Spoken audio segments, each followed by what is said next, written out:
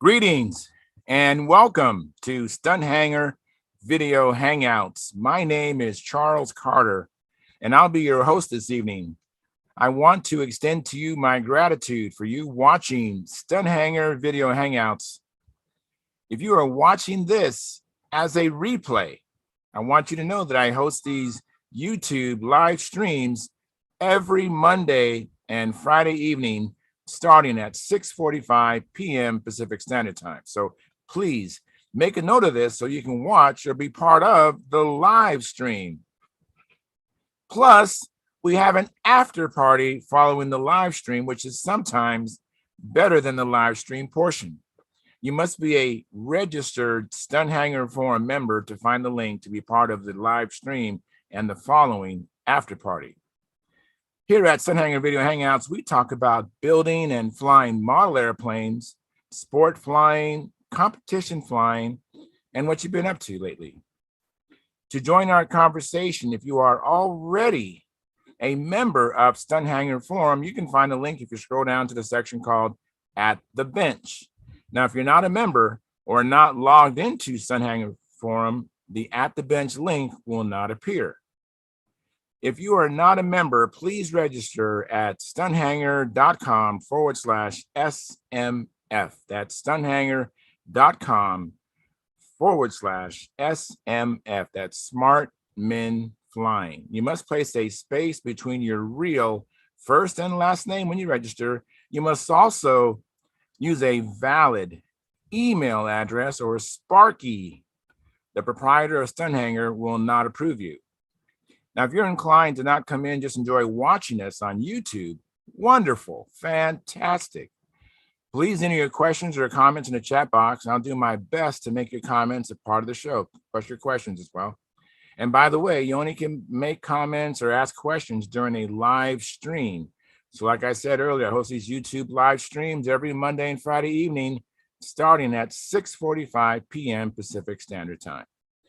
If you find the Stunthangar Video Hangouts that I host or the many building, flying contest coverage at John's Garage that Sparky does on this platform informative and enjoyable, please give us a thumbs up.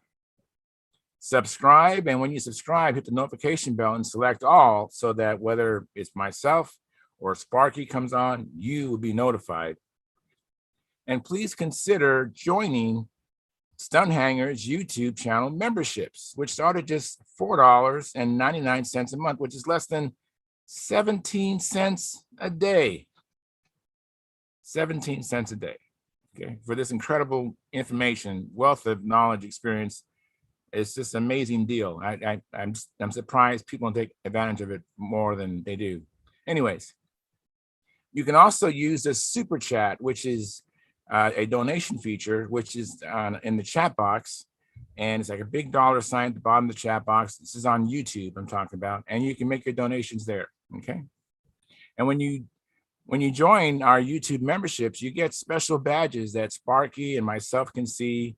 There's a special emoji that's attached to your handle, your name, and so we can see the people who are supporting our channel. Plus, you get unlimited replay of member-only videos that I suspect you won't find anywhere else. So it's a great opportunity to get all that for 17 cents a day for joining our YouTube channel. Now, this is Sparky's YouTube channel. I'm only in here twice a week, Monday and Friday nights, as I've said 3 times already. So if you want to get in touch with me, go to my YouTube channel on YouTube. It's called Flying Control Line Stunt. That's Flying Control Line Stunt. If you search that in YouTube, you should find my channel, and place a comment or question in the 2019 AMA National Championship video. That's one of my videos on my channel, and it's a video that Sparky shot with his camera of me flying his beautiful Junar XL. As a matter of fact, Sparky, I noticed that his recent shows, he's actually refinishing that plane, so it'd be a great chance for you to see the plane up close and in person if you go to his recent shows. And so when you go to my YouTube channel at the 2019 AMA National Championship video, I will be notified because if you put a comment in Sparky's channel, I won't be notified. This is not my channel. This is Sparky's channel. So go to my channel and I'll be able to respond to you quickly. I want to thank you for your past, your present, and future support. You are making it happen. Please keep the conversations family room friendly. In other words, please don't use words or do things you wouldn't say or do around your own children or grandchildren. And without any further ado, I'm going to post a link at Stunthangar forum right now. So just give me a moment here. If you've been watching this show for a while, you know I do go through this every time. I don't know of another way to avoid. We used to have a different platform we used to use, and I didn't have to go through all this live. I could set it up in advance. But anyways, so it looks like we have 6 concurrent viewers right now and 5 likes. Thank you so much. Appreciate that. So if you haven't hit the like button, please smash, push, or touch that like button. Appreciate it very much. And let's see, looks like it's streaming well. Looks good connection. And let me get rid of this other screen here. I have 3 monitors in front of me, so I do that to keep up with what's going on. And sometimes I fall behind. So if you find that I don't see you when you come in, just give me a chance. I will see it. I will see it eventually. Anyways, today was a very good day. Went out to the flying field this morning, and we had about, let me see, we had myself, Dave Sabon, Stuart Mossman, Keith Miller, Fred Miller, and then a guy named Keith Bozell, new guy. He actually flew my trainer today. I have a trainer I bring out for people who want to have a chance at flying a control line plane. I make that available to just about everybody. And then what was unique is I had these 2 gentlemen that was approaching us with chairs. They actually came with chairs. And so we're actually developing some fans. I'm just like, that's why I'm such a good mood. It's like, man, it's just amazing. I'm gonna have to get some vendors out there to sell hot dogs. And it's amazing. So I've been out there for like 8 years. I know I fly at a public park, by the way, but I fly during the week, and I fly on the athletic fields, and no one's there during the day. Matter of fact, there was one guy, I think he was practicing. I think he's a competitor flying Frisbees. If they still call them Frisbee, they might have another name for them. But that was it. So I mean, it's like, you know, it's been great for 8 years for me to fly there, and I fly during the week, and no one comes out there, no one bothers me, and it's been wonderful. But you know, after 8 years, I guess people are, you know, people drive by. There's a main thoroughfare that you can see the planes flying, and I've had people actually say I've been meaning to stop by sooner, but I was always in a hurry going to work or going to an appointment. But once in a while, they come by and they say hi and they wonder about the airplane. I show them, explain to them. So, but today was the first that I had 2 people. Actually, I've had some friends bring chairs who don't fly to watch, but these were I don't remember them before. So if they've seen me before, that was kind of new. So that was kind of interesting. And then I met Keith Bozell. I hope I'm saying his name right. Bozell. I have to see it, but it's on my phone. We exchanged contact information, and he's really excited. And I invited him to come on in, but he's going to probably watch us on YouTube. So Keith, let me know when you're watching. I hope that you glean a lot of information from the show. Anyways, right now we have 12 concurrent viewers right now, and we're up to 8 likes. So if you haven't smashed that like button, please do that. That helps the analytics of the show. My goal is always have close to 100%.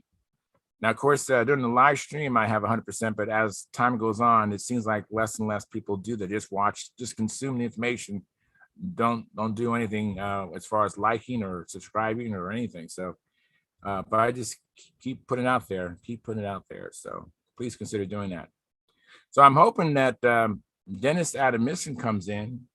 I know he went to BSC. I'm really curious. I haven't been on Stunthangar forum to look at any posts, so I really don't know what happened as far as results or any events or anything like that. So I'm really interested in learning about VSC. That stands for Vintage Stunt Championships. Actually, one of the biggest contests out there as far as attendees. It's not the biggest, but at one time it was huge. It's still when I went there a couple of years ago, that was a pretty good crowd. It was, but it's a lot of fun because it's vintage. You'll see planes that when I was a kid, like Noblers, the Smoothies, and other planes. Then they have old time planes, like the Humongous and other old time. In control line stunt, there's different classes. You have all different kind of classes, and these are just old time and classic. This is a classic event and old time event, and then even old time ignition. Man, when I went to the VSC a couple years ago, I actually had never seen what they call a sparker, where it's actually a model engine. Hey, Mike. Hey, Charles. Hey, man, how you doing? I'm doing well, thank you. All right, I'm glad. Thanks for coming in early. I was just having to talk to myself, so I appreciate that. I think my camera's dirty, so apologize the noise here for a second. That better? Yeah, that's better. Very good. I haven't cleaned my camera in some time. Maybe I need to clean my camera too. I could see a bunch of haze on it, so it's probably balsa dust. I'm sure it is. Oh, that's good. Nothing wrong with that. I remember seeing an old Wendy Arnowski video. We're talking about balsa dust. His TV had stopped working, and he had one of his buddies over there. You know, he used to have that pizza night at his house where he invited people to come by to his house and build planes. Well, one guy knew how to fix TVs, and they took the TV apart, took the cover off and the bezel and everything, and it was full of balsa dust. Yeah, I believe it. I believe it. So what you been up to? Well, right now I'm making half-A elevators for half-A combat ships. I got some new blanks cut out there, and the plywood. Can't tell which way I'm supposed to be going there. This way, it'll get plywood on this side, okay, and then plywood on the other side, and then some copper tubing on each side down here. Right. Okay. So I can pin it to the copper tubing there, so it'll have. Okay. Yes. And then it'll have copper tubing on each side glued to the elevator and covered to the elevator, and then it goes in with a pin. You just pin it. Right. Well, now that someone came in, I can spotlight it for everyone. Now you're big. I couldn't make it big before, but I think everyone saw it. No, it's fine.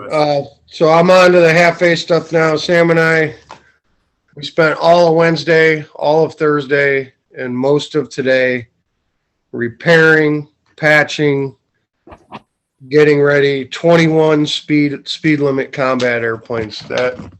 Wow. That whole rack up there, that's all brand, well, about 12 of them are new, and then 9 of them are repairs that we did. And we hung motors on them. We actually have 20 airplanes ready to go with motors and needle valves ready to go, and then 1 airplane that we did not have an extra motor for. So that's our stable for that's our arsenal for 2022. Of course we got to go test them and trim them and get them trimmed out and all that and make sure the engines run properly.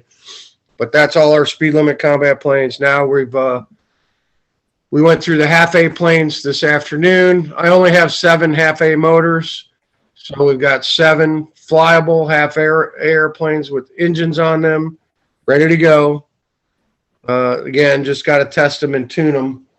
But I had these 2 they're both very good airplanes. They're Dawson little Buzzards, and they both had broken elevators on them, but the wings are good. They're good airplanes. So I'm gonna build new elevators for them and just toss them up on the rack. And if we break some, we got 2 more that we can just transfer the motors over to. and be ready to go. So I have a comment in the chat box. I was talking about VSC and old time stunt and old time Sparkies, and John Lytle says, "How about old time electric?" And he's just cracking a joke. So yeah, ain't no such animal. I think it'd be kind of sacrilegious to have an old time plane with electric motor in it. I think so too. Yes. But I tell you what, Gary. I'm about wore out fixing airplanes and working on. I bet that's a lot. 21. I'm telling you, man. We did probably 9 or 10 hours on Wednesday. We did about 9 hours yesterday, and we've been out here since 10 o'clock this morning. But wow, that's the plan is to have all this stuff ready so that during contest season, when we break stuff, I just go grab another one that's ready to go. Right. That's kind of how we do it every year. We get a big pile of them, go to our contests, and not have to worry about doing repairs in between contests or stuff. You know, we just take 4 each to a contest. If we don't come home with any, then the next one we just grab 4 more and go. So yeah, I think that's great. I would love to have the experience that Sam has, you know, building and repairing planes with my dad. I think that is so awesome. Yeah, he learned a lot the last couple of days because he hung all the engines. He put all the engines on the airplanes. He put all the motor mounts in. He put all the tip weight on. Installed the needle valves. I mean, I had him doing everything. I was doing the repairs, you know, the broken spars and the broken ribs and the covering stuff and stuff like that. We haven't gotten that far because some of these were a mess, man. Let me tell you. And you look at them in the pile and you go, do I fix it? Do I throw it away? Right. Sometimes it's 45 minutes or an hour to fix it.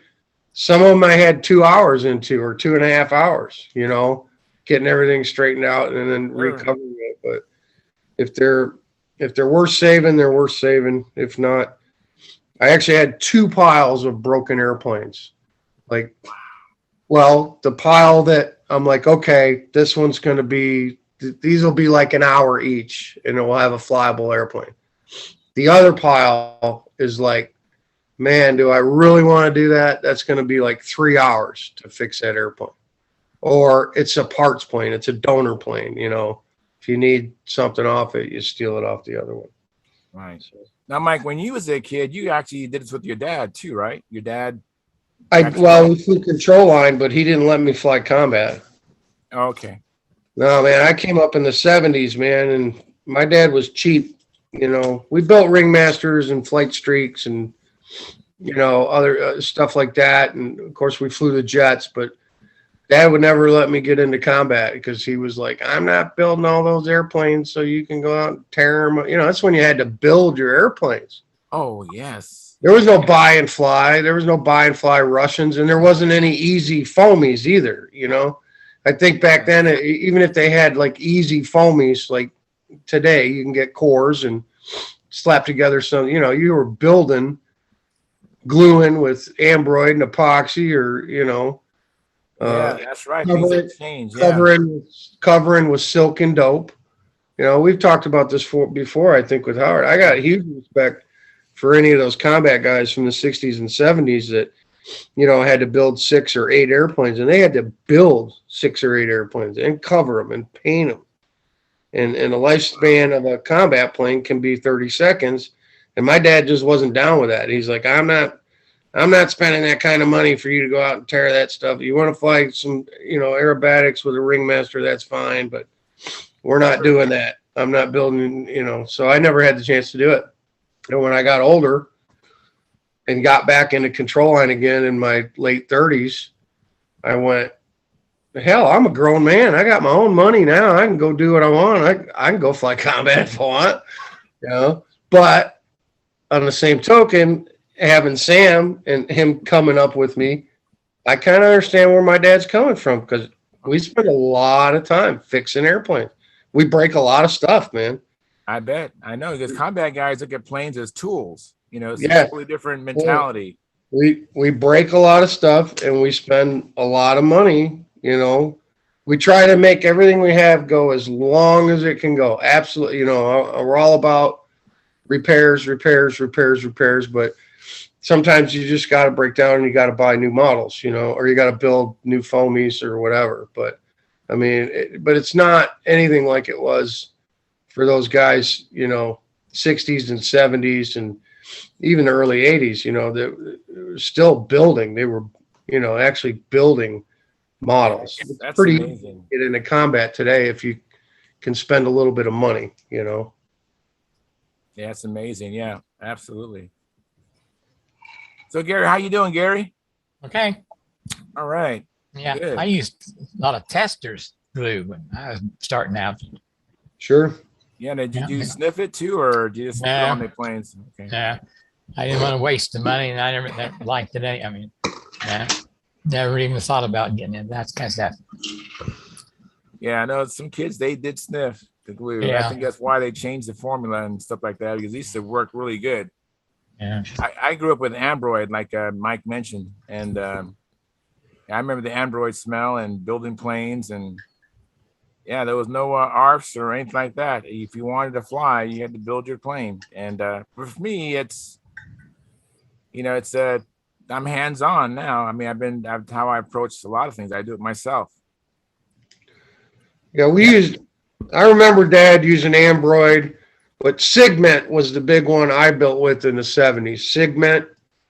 And then another one that came out, which I think was a DuPont product, was damn it, I had it right Tucos or Ducos. Duco Smith. Duco. DuPont company, yeah, Duco. yeah. Duco's was the same formula, I think, as Sigment. Yeah, I've used all three of those. I have some in my shop. Yeah, I use them all. Let me catch up with the chat box. So John Lytle, he says, you guys must attend different contests than I attend. Lots of guys think it's great for classic and old time stunt electric. I disagree. That was from John Lytle. And then Mark Lumen said, like submitted. And then Jack Snavely, he says, hi all. And he has a bunch of emojis. Thank you very much, Jack, for coming in, and John Lytle and Mark Lumen. Mark, I hope you come here, come inside. And John Lytle, you're more than welcome. And Jack Snavely, I think you're usually going to work pretty soon. So, hey, Tryan's here. Yeah, hi, Tryan. Well, hey, Tryan. What John was saying, listen, man, there's still guys that don't like the fact that there's electrics in classic or nostalgia or old time. You know, and when it first started coming around, just go back in Stunthangar about 10 years when electrics started becoming real popular and read some of those posts about people using them in classic and old time and that stuff. There was some ugly stuff going back and forth there, you know, but I think it's become accepted now. You know, they're just like, okay, it is what it is. But there's still a few guys that go, you know, when you put electric motor on a Ringmaster and win old time stunt, that's crazy, right?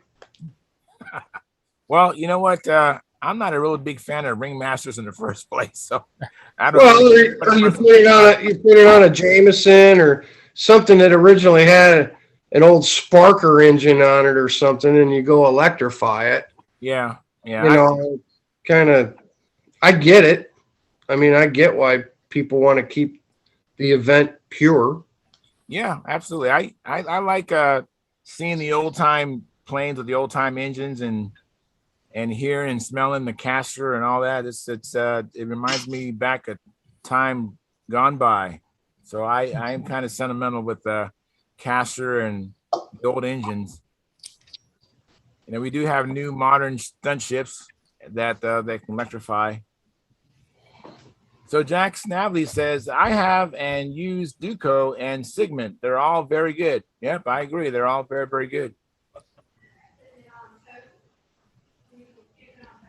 So what you up to, Tryan? I see revolutions there on your lap. What are you up to? I'm just doing some touch-up stuff. Yeah. So I'm doing some little here and there, you know, just little spots that I don't like.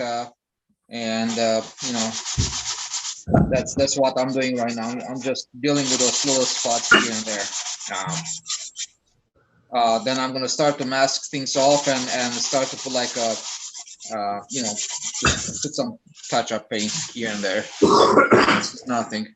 But I want to say something about what we discussed last time. Somebody was asking about just getting into stunt or getting into control line, and was asking IC versus electric.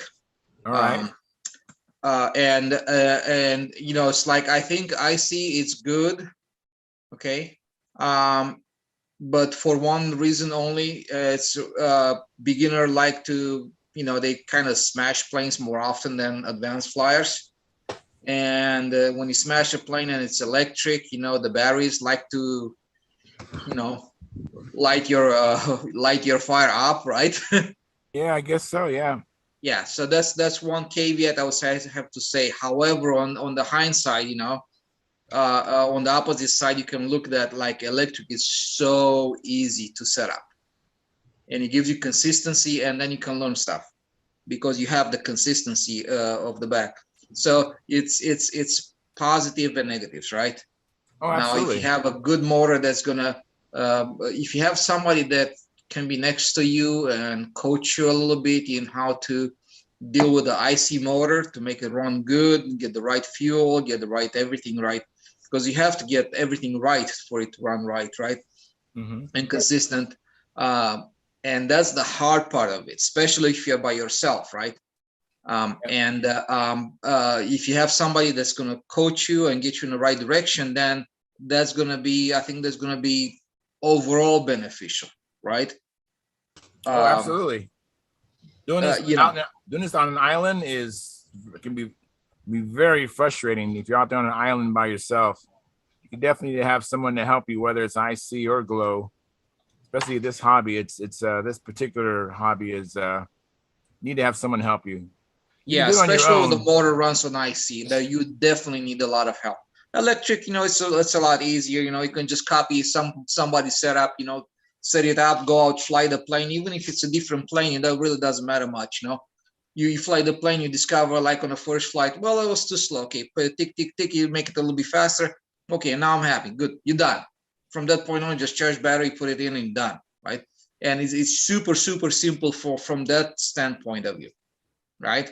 Yeah. I mean, if there was a new kid, I would probably encourage him to go electric if he's just starting, But if it's someone who wants to be a retread and they used to glow, I would encourage them to continue to do glow if they already have an investment in engines and airframes and everything else. But yeah, for a newbie, I'm actually would be inclined to encourage them to go electric. It's so much easier to have to work on the flying aspect. Yeah. What I have to say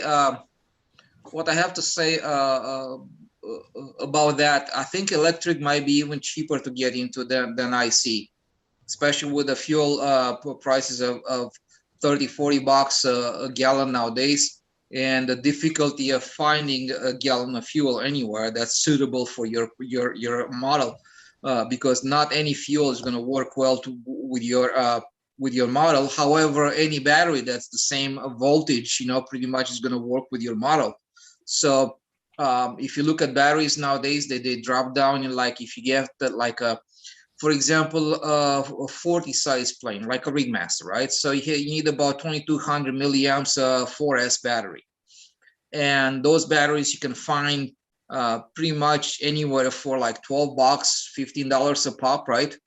Wow. Yes.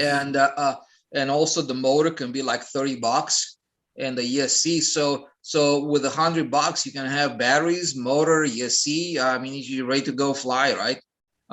Timers can be a little bit more expensive because they are so one-off, and unless you go to control line, if you want to do that, you can go to Stunthangar, and there is a do-it-yourself timer based on a trinket chip, and that thing, I think that anybody can do that. Okay. First I've heard of this. Yeah. And like if you want to do something very inexpensive, it's like with $10, you're ready to go, even on a timer side. Wow. So So there are opportunities both ways. What can I say? Yeah, But for somebody that wants to learn consistency, it's huge. absolutely. Especially if you want to, learn loops and fly upside down and all that kind of stuff. You need to have a consistent motor run. And Let me say hi to these other guys here. Hey, Yeah. John Miller, thanks for coming in. And Howard, I know you came in briefly with your camera, but now you've extinguished your camera. That's okay. But thanks for coming in.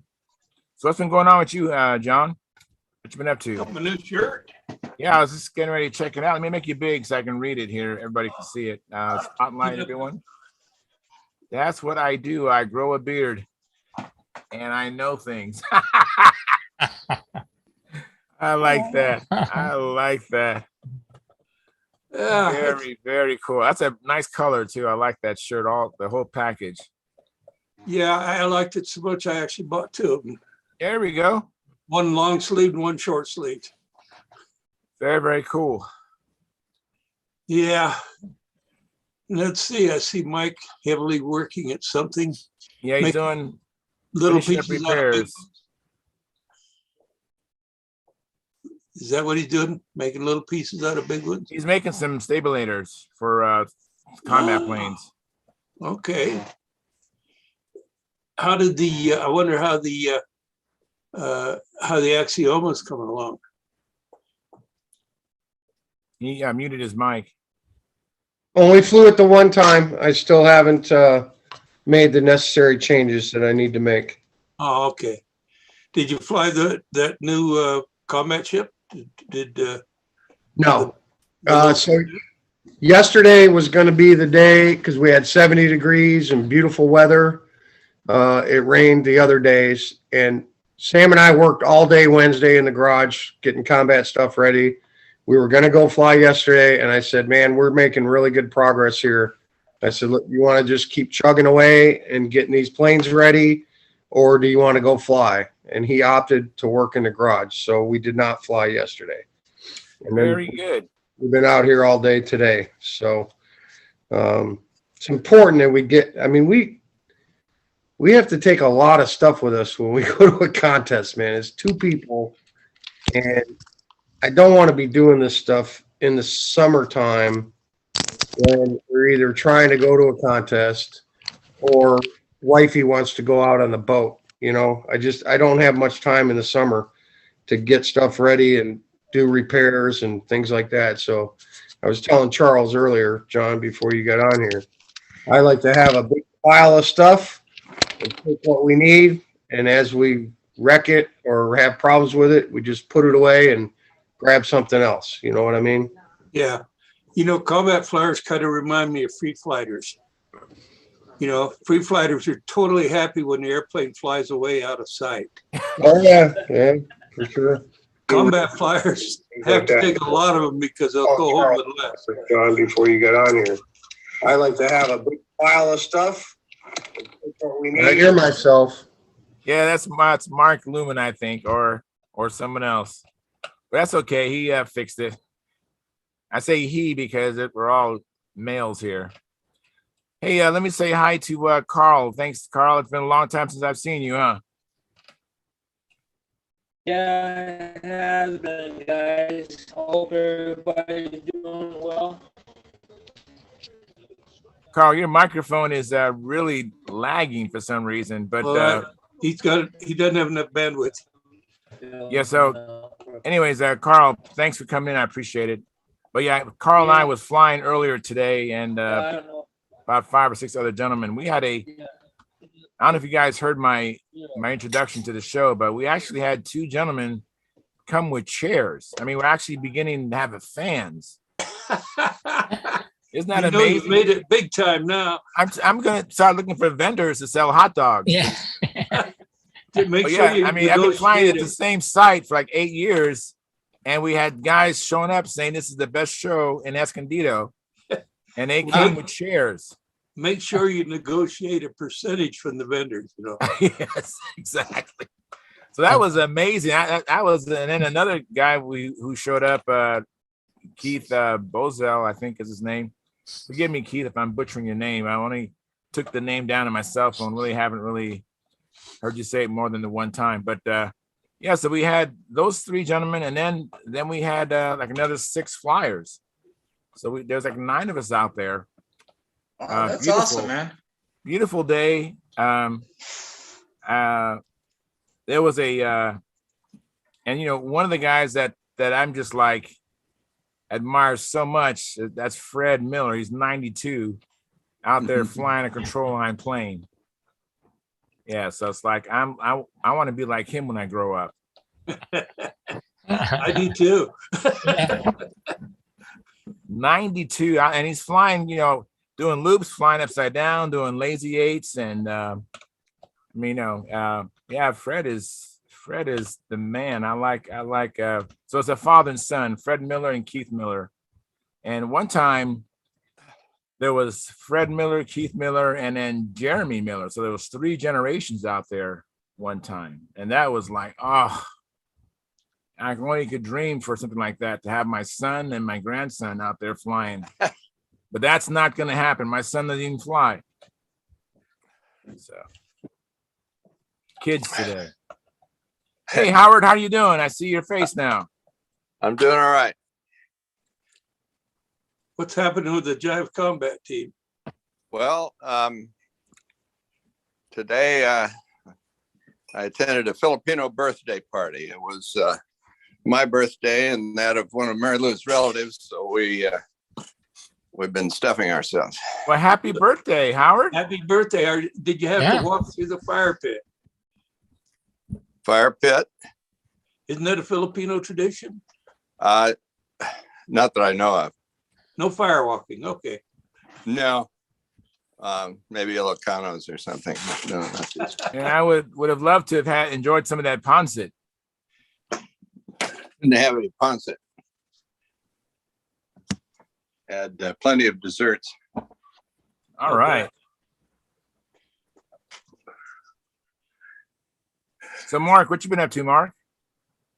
Just getting ready to head home tomorrow. I'm leaving the Detroit area, so head back to South Carolina tomorrow. So yeah, I'm done with my stuff up here, and we beat the 737-800 to death on these 5G radar altimeter issues that may or may not affect anything and everything, and it's quite a restricting program, that's for sure. Yeah, whether it's going to actually affect anything, who knows? I don't think that's quite been proven yet, but well, you need to attach some 8-inch diameter steel cables to the left-hand wing. Oh, that'll work.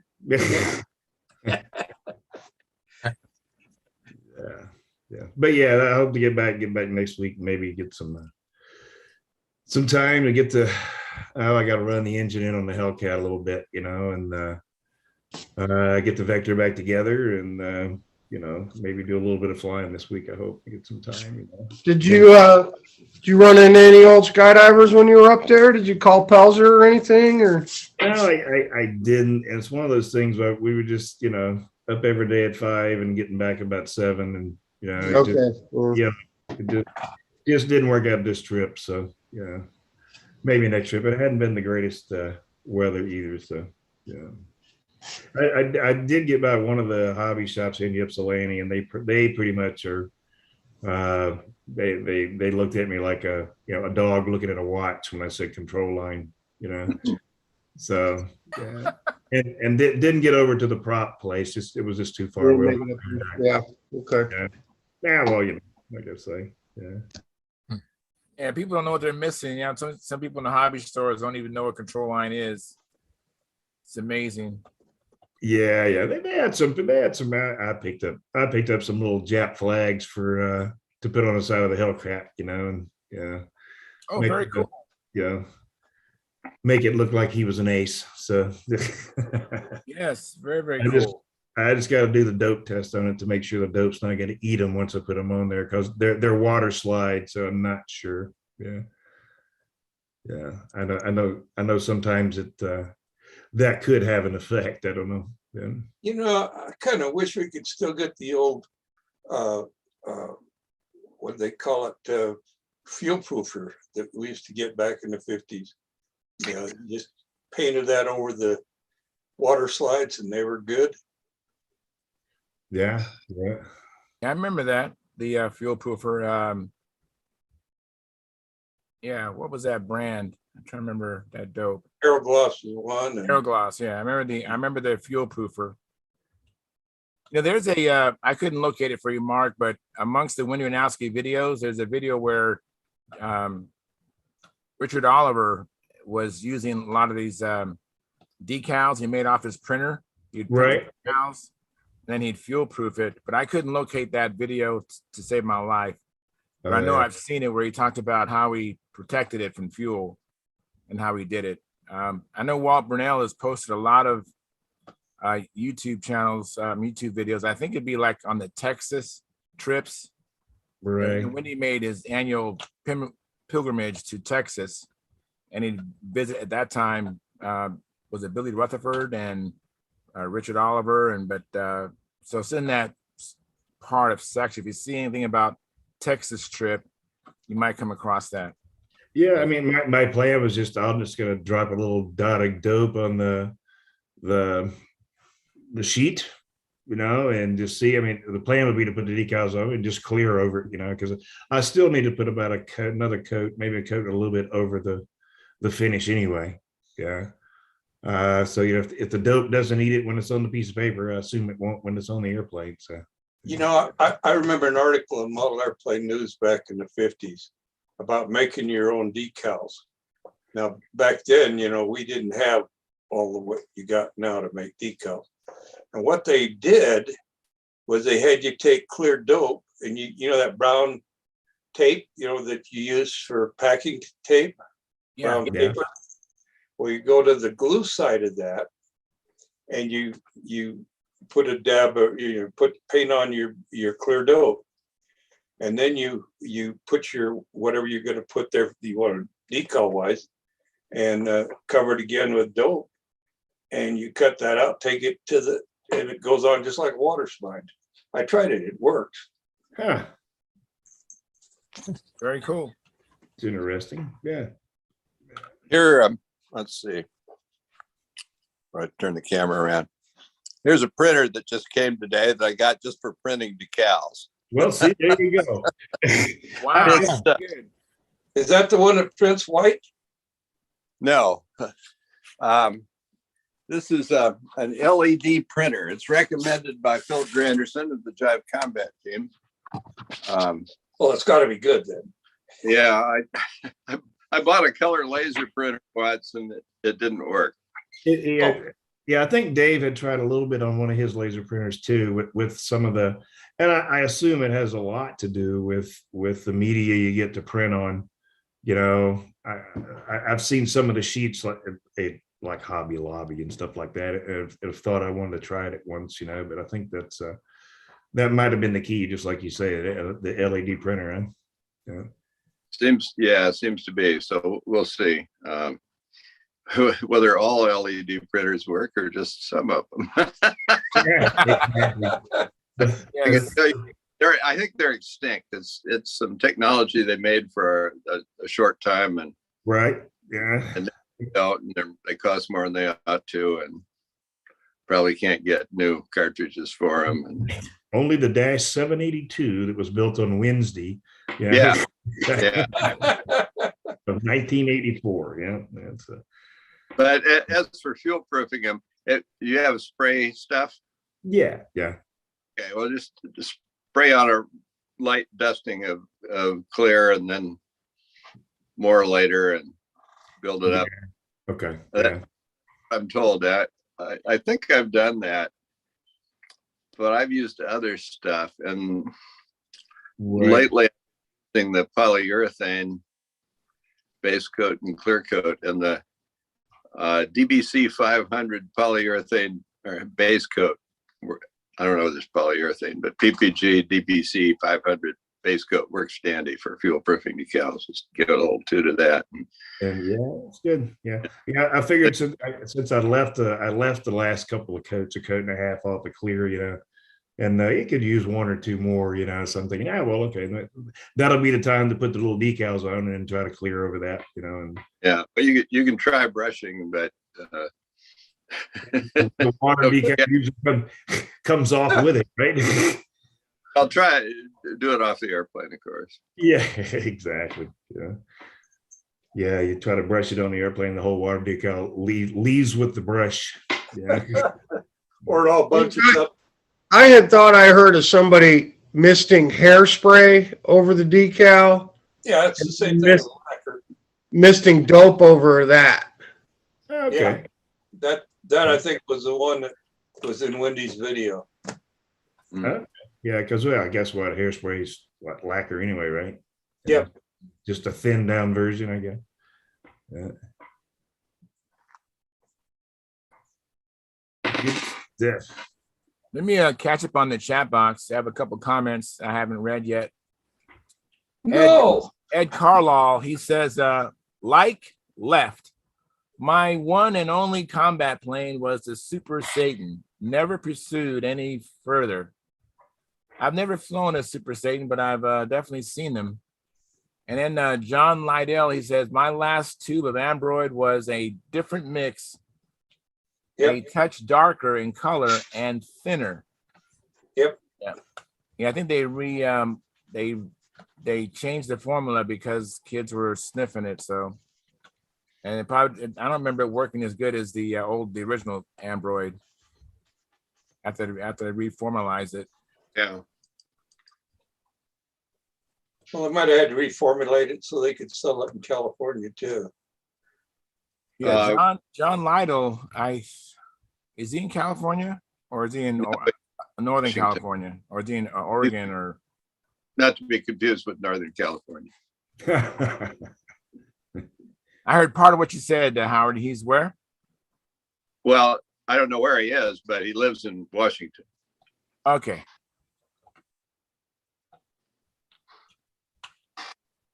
He lives like a couple blocks from the initial outbreak of COVID-19.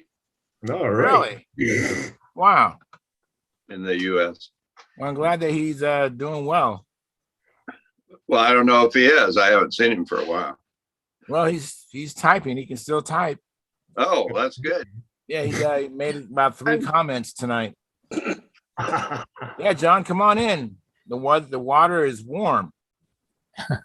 The water's fine. Yes, come on in. Yeah, Ambroid used to have toluene in it. And I guess glue sniffers like toluene. And they took that out. I wrote to Ambroid and said, how come it's not like it used to be? They, no, we never didn't change the formula. It's still the same old stuff. No, it's not. BS and BS. But knowing that about toluene, I've got a little syringe. I put toluene in all my glue now to make it more like Ambroid in the old days. So you can get high while you're building, right? No, I use plenty of ventilation, and I also use the whole effect.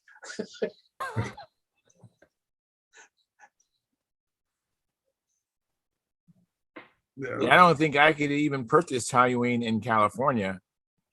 Probably not. I'd probably have to get some from Arizona to smuggle it across the I've had to get things that work from Arizona. When they come over from Arizona to California, I've communicated, hey, can you bring me some of this? Can you bring me some of that? Yeah. So you're a drug runner. Yeah, last time I purchased MEK. Yeah. Arizona. Ethyl ketone.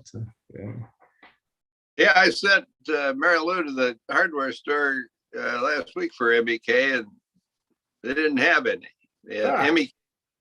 So is that gone from everywhere now? No, I don't know. I still have my same gallon I've had. I hardly ever use it because the VLCs are so Man, that stuff is strong. I mean, it's Yeah.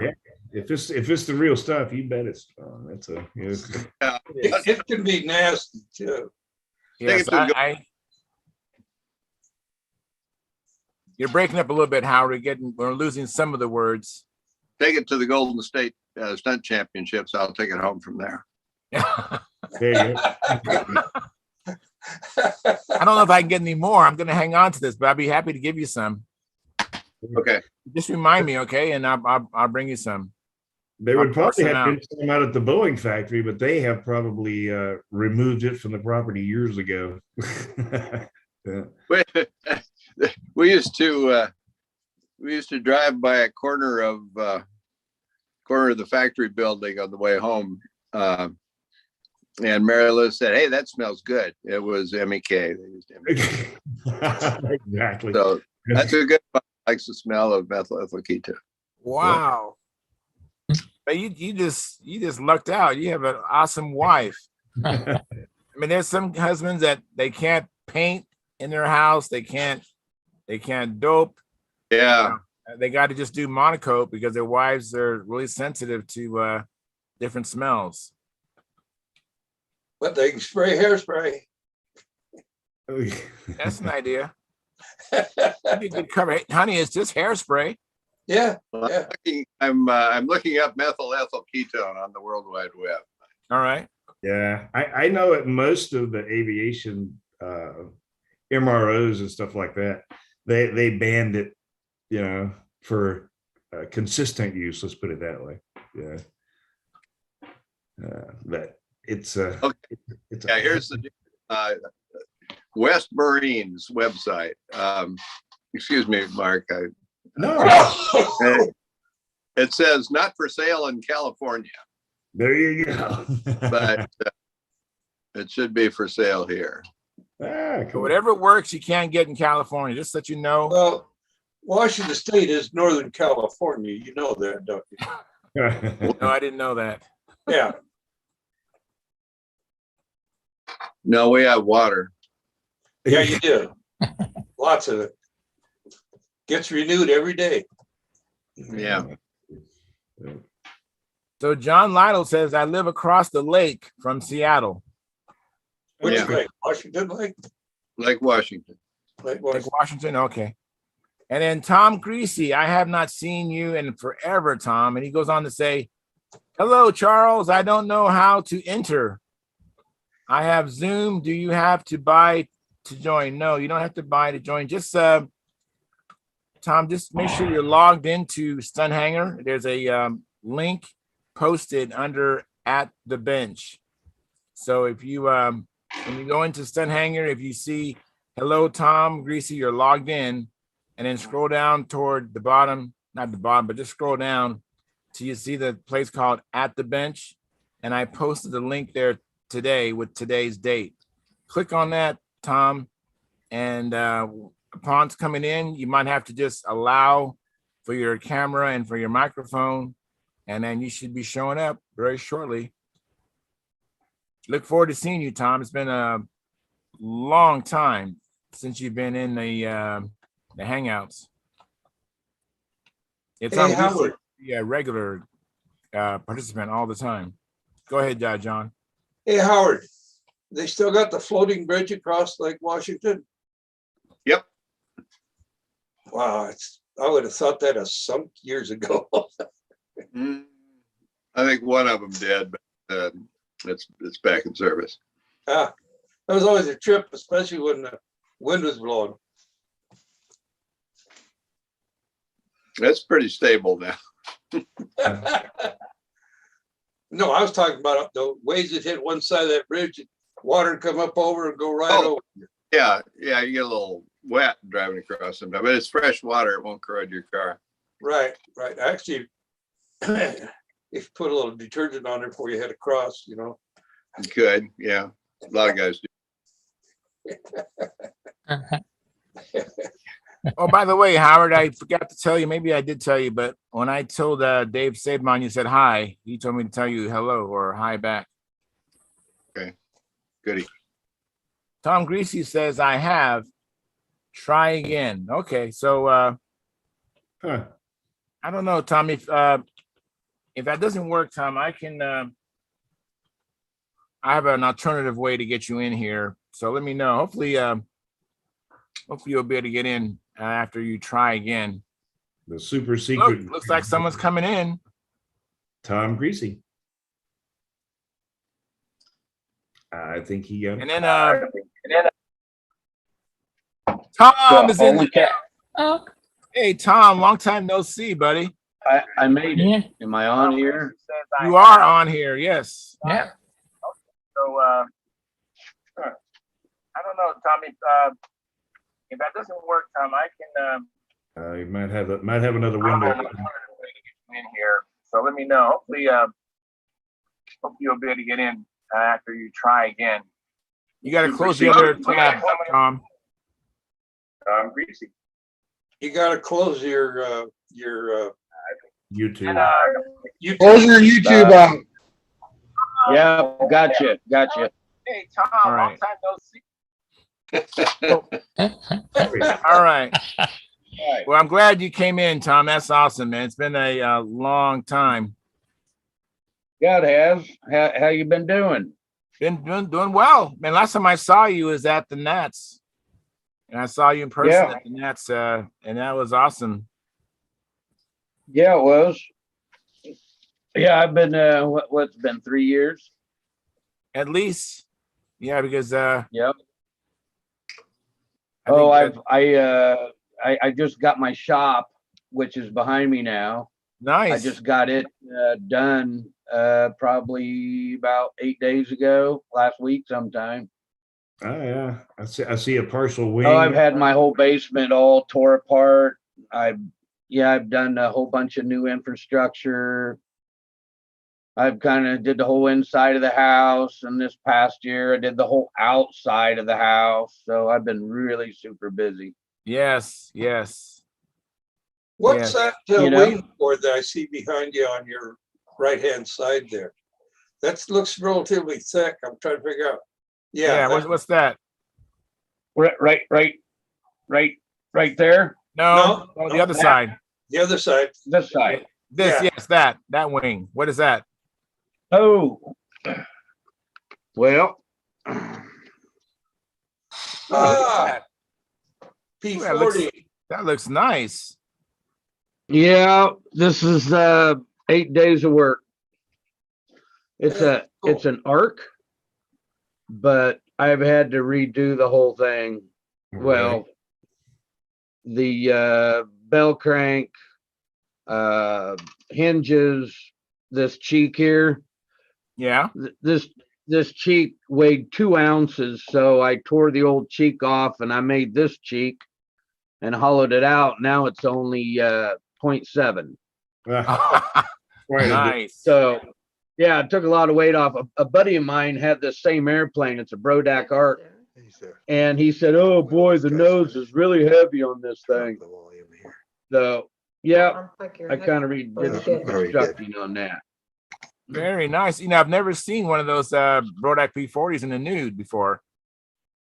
Oh no, it ain't too bad. It's actually, I'm really impressed with the with how large the horizontal stab in the elevator is. I'll get the other chair.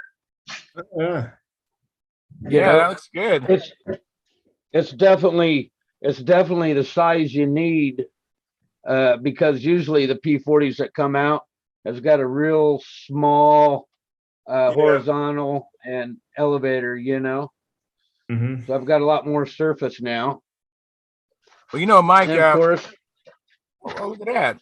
go ahead. I was gonna say, you know, Mike Lonke, he won intermediate with a Brodak P40 at the Nats. Yeah. So I did Sparky's pocket Oh, yeah. hinges. Oh, wow. I love them. Those are the best hinges as far as I'm concerned, hands down. Now, did you make Yeah. those hinges, or did you get those hinges from that guy in the vendor I section? got them from the guy that Sparky gets them from. All right. Now, right there. Well, this isn't glued on yet. The rudder isn't. But right there is one screw you take out, and a door opens up, and there's a weight box inside there. Oh, nice. Very nice. So, yep. So I'm ready for a nose heavy plane if I need it. Yeah. I like putting my weights on the inside of the fuselage. That way I don't have any, aerodynamic wise, it's smooth, Right. Very nice. But, That is that I looks think really that's good. I think that's a Pat Johnson design, isn't it? I don't know. It's come from Brodak. Yeah. I still got to work on the nose here. I like what you're doing on the nose. Still haven't quite finished that. And this Ram Air here, Yeah. that's the original one. I don't know. I might take it off and make it a little more beefier. And I think it needs to be closer to the prop to be more of a realistic, I think. Yeah. Wow, that looks really good. Thanks. Yeah, it looks good. But you've always It's, done good work, Tom Greasy. I remember that airplane you did from Wesley Dick, those hinges, the line kind of thing. That was pretty Yeah. I have me a set right over there, over here. I've got everything I need. I'm going to start building an airplane that has that again. Very nice, Tom. Awesome. But I had to. This arc was given to me at an event that I went to about 3 years ago. So I thought, well, I haven't built for such a long time. I figured maybe an arc could do these little mods that I do to help me get my, my muscle memory back. Sure. Oh, that's fantastic. I see behind you have the P40 box, and there's a couple more boxes. Any other kits behind you besides the P40 box? No, that's the arc that it come in. Okay. Right here. All that's right. Just I can't remember where I got this thing. I don't know if it was Willie. He's on Stunthangar a lot.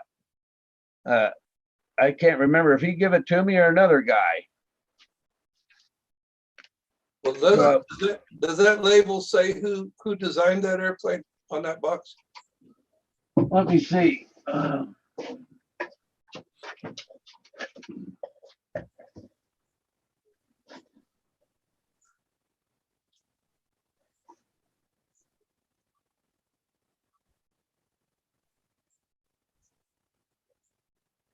Should say, but I don't remember. Nothing. All it says is Brodak Arc. Yeah. Oh wow! I did. I don't know if you can see this. It says on the kit box. I'm gonna go and check.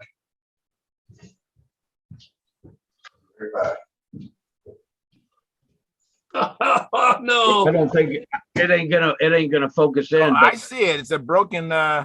It's a crimp that is cracked all the way, long ways, completely cracked.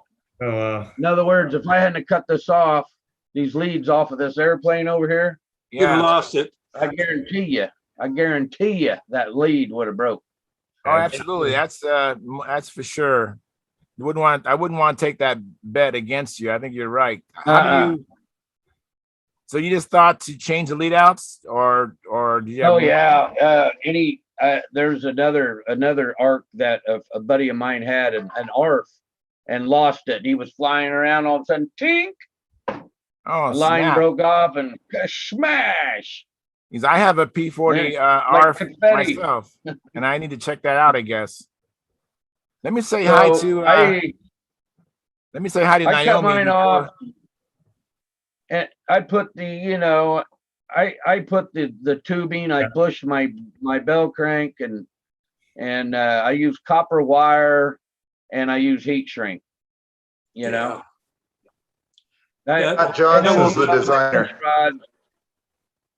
So That way I don't have to worry about anything. Because I tell you what, I'd feel real bad if my line's broke and I hit somebody, it hit somebody. Oh, absolutely, Tom. Absolutely. I don't know if I'd have a hard time getting over that. And I don't, so I'm really safe conscience about it. Yeah. Very good. Hey, Naomi and Lynn, thanks for coming in. Yeah, I got something to show Mike there if he can tear himself away from whatever he's doing. Yeah, I'm gonna make you big, Naomi. Yes, ma'am. You always have my undivided I attention. got something to show you here. What do you think about this? Oh my goodness. I think I know what that is. Very nice, Naomi. Wow, you're doing well. Have you built that? Yeah. We built it just in the last few days. Yeah, really. And All right. it's almost ready to cover. Excellent. Well, when Sam pokes his head out here, I'll have you show it to him again. That's fantastic. That's great. Coming right along. Yeah. What model is that? I don't know what model It's it a is. flying I like clown. an all-American. It's a Brodat clown. It's a flying clown for clown racing. 15 size. Yeah. 15 15 size. size. Yeah. Very nice, Naomi. Excellent. Excellent work. Looks great. Yeah. Yeah, So what Naomi's took- been living in the shop the last few days with me. So what took you so long, Naomi? Yeah, right. Yeah, what took so long? Sam is usually out here with me, but we have actually been burning the midnight oil the last 3 days. We've been out here 9-10 hours a day Wow. working on combat stuff, and we got 21 speed limits ready, Len. Holy And- cow. We did 7 half A's today, and I'm Holy fixing crap. a couple more. But I think he's a little burnt out on model airplanes right now. That's Oh, yeah. that's like a sad thing to say, but I mean, we literally have just been feet on the ground, heads down, plugging Yeah, away, but- ready for the Yeah, well, season. so have we. We've been sort of doing the same thing. Naomi got her idea of building that clown for Sam, and we've been living in the so shop. excited about it. I couldn't even wait. I came home from work and I'm like, Len, I gotta crack open that kit box. I can't wait. We gotta start this tonight. Oh, that is so awesome. Well, you've made excellent progress on it for Oh, sure. thank you. Yeah. Yeah, we're working at it. It'll be I'll have ready to to- rock. That's actually, hey, Sam, here he is. Hold that up again, Naomi. Look what Naomi's got to show you. Can we make hair big here? Hang on. Look at that, Sam, what do you Sam. think about that? It looks really good. It's almost ready to cover. Hopefully by the next time I show it to you, it'll all be covered and then it'll just need to be doped. She built that in 3 days, 2 days? Well, since the last meeting. Since the last, well, yeah, okay, since Monday night. So That's Tuesday, fast. Wednesday. What colors are you Today's gonna choose? Friday. Yeah. We already You said got it's color gonna be, better? No, Naomi's gonna pick the color, so everybody's gonna have to live with it. gonna be pink. Pink with a bunch of red hearts on It'll it. be pink, I promise you, but I've already got the covering picked out for it. It'll be very nice looking airplane. And it will not be the same color as mine. So when we do fly against each other, you'll be able to tell very easily whose is whose. And So you put Sam's planes is gonna be pink, right? as many No, not Canadian pink. flags on it as you want, man. Make it Maybe- pink, Naomi. Maybe you ever seen the Canadian and the American flags crossed, together like in unity? You ever seen that one, that sticker? I seem to remember those growing up in Detroit. They used to pass them out. Our 4th of July is July 4th. Your Canada Day's July 1. Yeah. Detroit and Windsor always had a big do. And they always used to pass out bumper stickers with the American flag and the Canadian flag crossed If I together. had one, that would For be a sure. great idea. I'll find one. All Yeah, right. yeah. No, I think I might put, like, the kit came with a couple of the decals, so I think I might put those on. Decals. Sorry. No, What no. was it? No, they're decals. Lynn, those are decals because you're out in your garage. In the garage. Yes. You gotta sign it. Oh though, yeah, man. like I said, by the next time I show it to you, hopefully it'll be all covered and it'll be ready for doping. And then once it's doped, it's pretty much done. Ready to go. So, I'm excited to see it next week. All right. yeah, now the Hey, only thing I Sam. don't know if I have the proper fuel tank for it. We'll have to take a look and see. Okay, you gotta have a 1 ounce We might plastic tank. have to get the tank for it after we get down there, because we plan on arriving on the Saturday before the contest starts, so that way we We'll can have go lots of time. straight to the hobby Okay. shop before everybody else gets there. What Scoop up do you all the need? good stuff. What do you need for it, Lynn? Plastic. 1 ounce 1 ounce plastic? plastic tank. I think I've got some 2 ounce haze. I might have a No, 1 it ounce. has to be a one. Try to look for. I don't even know. I'd have to look. I think it's a Sullivan. I think it's a Sullivan that I've been using. Okay, well, I can come up with that. I can come up with a 1 ounce. Either way, don't worry about it. If we have to put it on at Rodax, we will. If I can get it on beforehand, all the better. Okay, Actually, the only thing you have to do when he gets it is Put the motor on it and hook up the fuel line. Fuel line, and you're ready to go. all right. Do a couple of, well, if Sam and I have a chance, we'll do like a test run and fly against each other, just so that he can see what it's like, and I Flying can two up. get back into Well, he's it. flown lots of 2 up. He flies Yeah, combat. but he hasn't done this No, particular not racing. event, No, that's right? true. And I haven't done it for at least 3 years now, so it wouldn't hurt me to do a little practicing.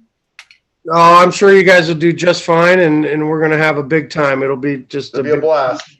yeah. Yeah, like I already sent in our registration forms, so hopefully, like if things stay more or less the same with COVID, the main thing is that we don't have to pay for those expensive tests when we come back, because that just makes the whole trip too expensive. Oh, I'll bet. I'm Well, sure. they're scrapping it for now, so let's hope it stays Yeah. that way at least till Brodax. Yeah. Well, I can First. just to Yeah. not to get off track too far in the COVID ditch, but Nashville was requiring negative COVID tests for concerts and all that stuff, and to enter venues and things like that. I'm taking Sam to a concert next week. He doesn't know it, his first rock concert, but we don't have to have a COVID test or a vaccine. Good. In there. Yeah. So they're I mean, dropping even those if requirements. if they'll accept even like a rapid test, that's no problem, because we got a whole package Yeah. of rapid tests, as Yeah. long as they don't want the expensive lab test. Yeah, the message I got was from the CanPass and Arrive Canada apps that I use going back and forth, and said on April 1st, no 72-hour test. That's right. No pre-test. Yeah, but you do have to be vaccinated. Yeah. Yeah, well, we've already had our vaccinations. We've had our booster shots. We've both had 3 shots each, with the appropriate spacing in between them. So we should be good to go. Oh yeah. Let me interrupt you guys. Howard Rush has a question. I don't want to wait much longer. Go ahead, Howard. Well, a couple items. We had Canadians visit us today. Awesome. You were talking about flag bumper stickers. So here I am in my garage. I'll show you my bumper sticker. You've All been right. All right. The Ukrainian bumper sticker. Let me see that again, Howard. I missed it. It's a Ukrainian color. Howard, you the man. Very cool, Howard. I need one of those too. I think I'll put one on my bumper. Amazon has them. That's awesome. Is it just a little magnet? It's a magnet, so you can peel it off and change. Yeah, Go yeah. Right. I'm gonna see if I can get one. That's awesome.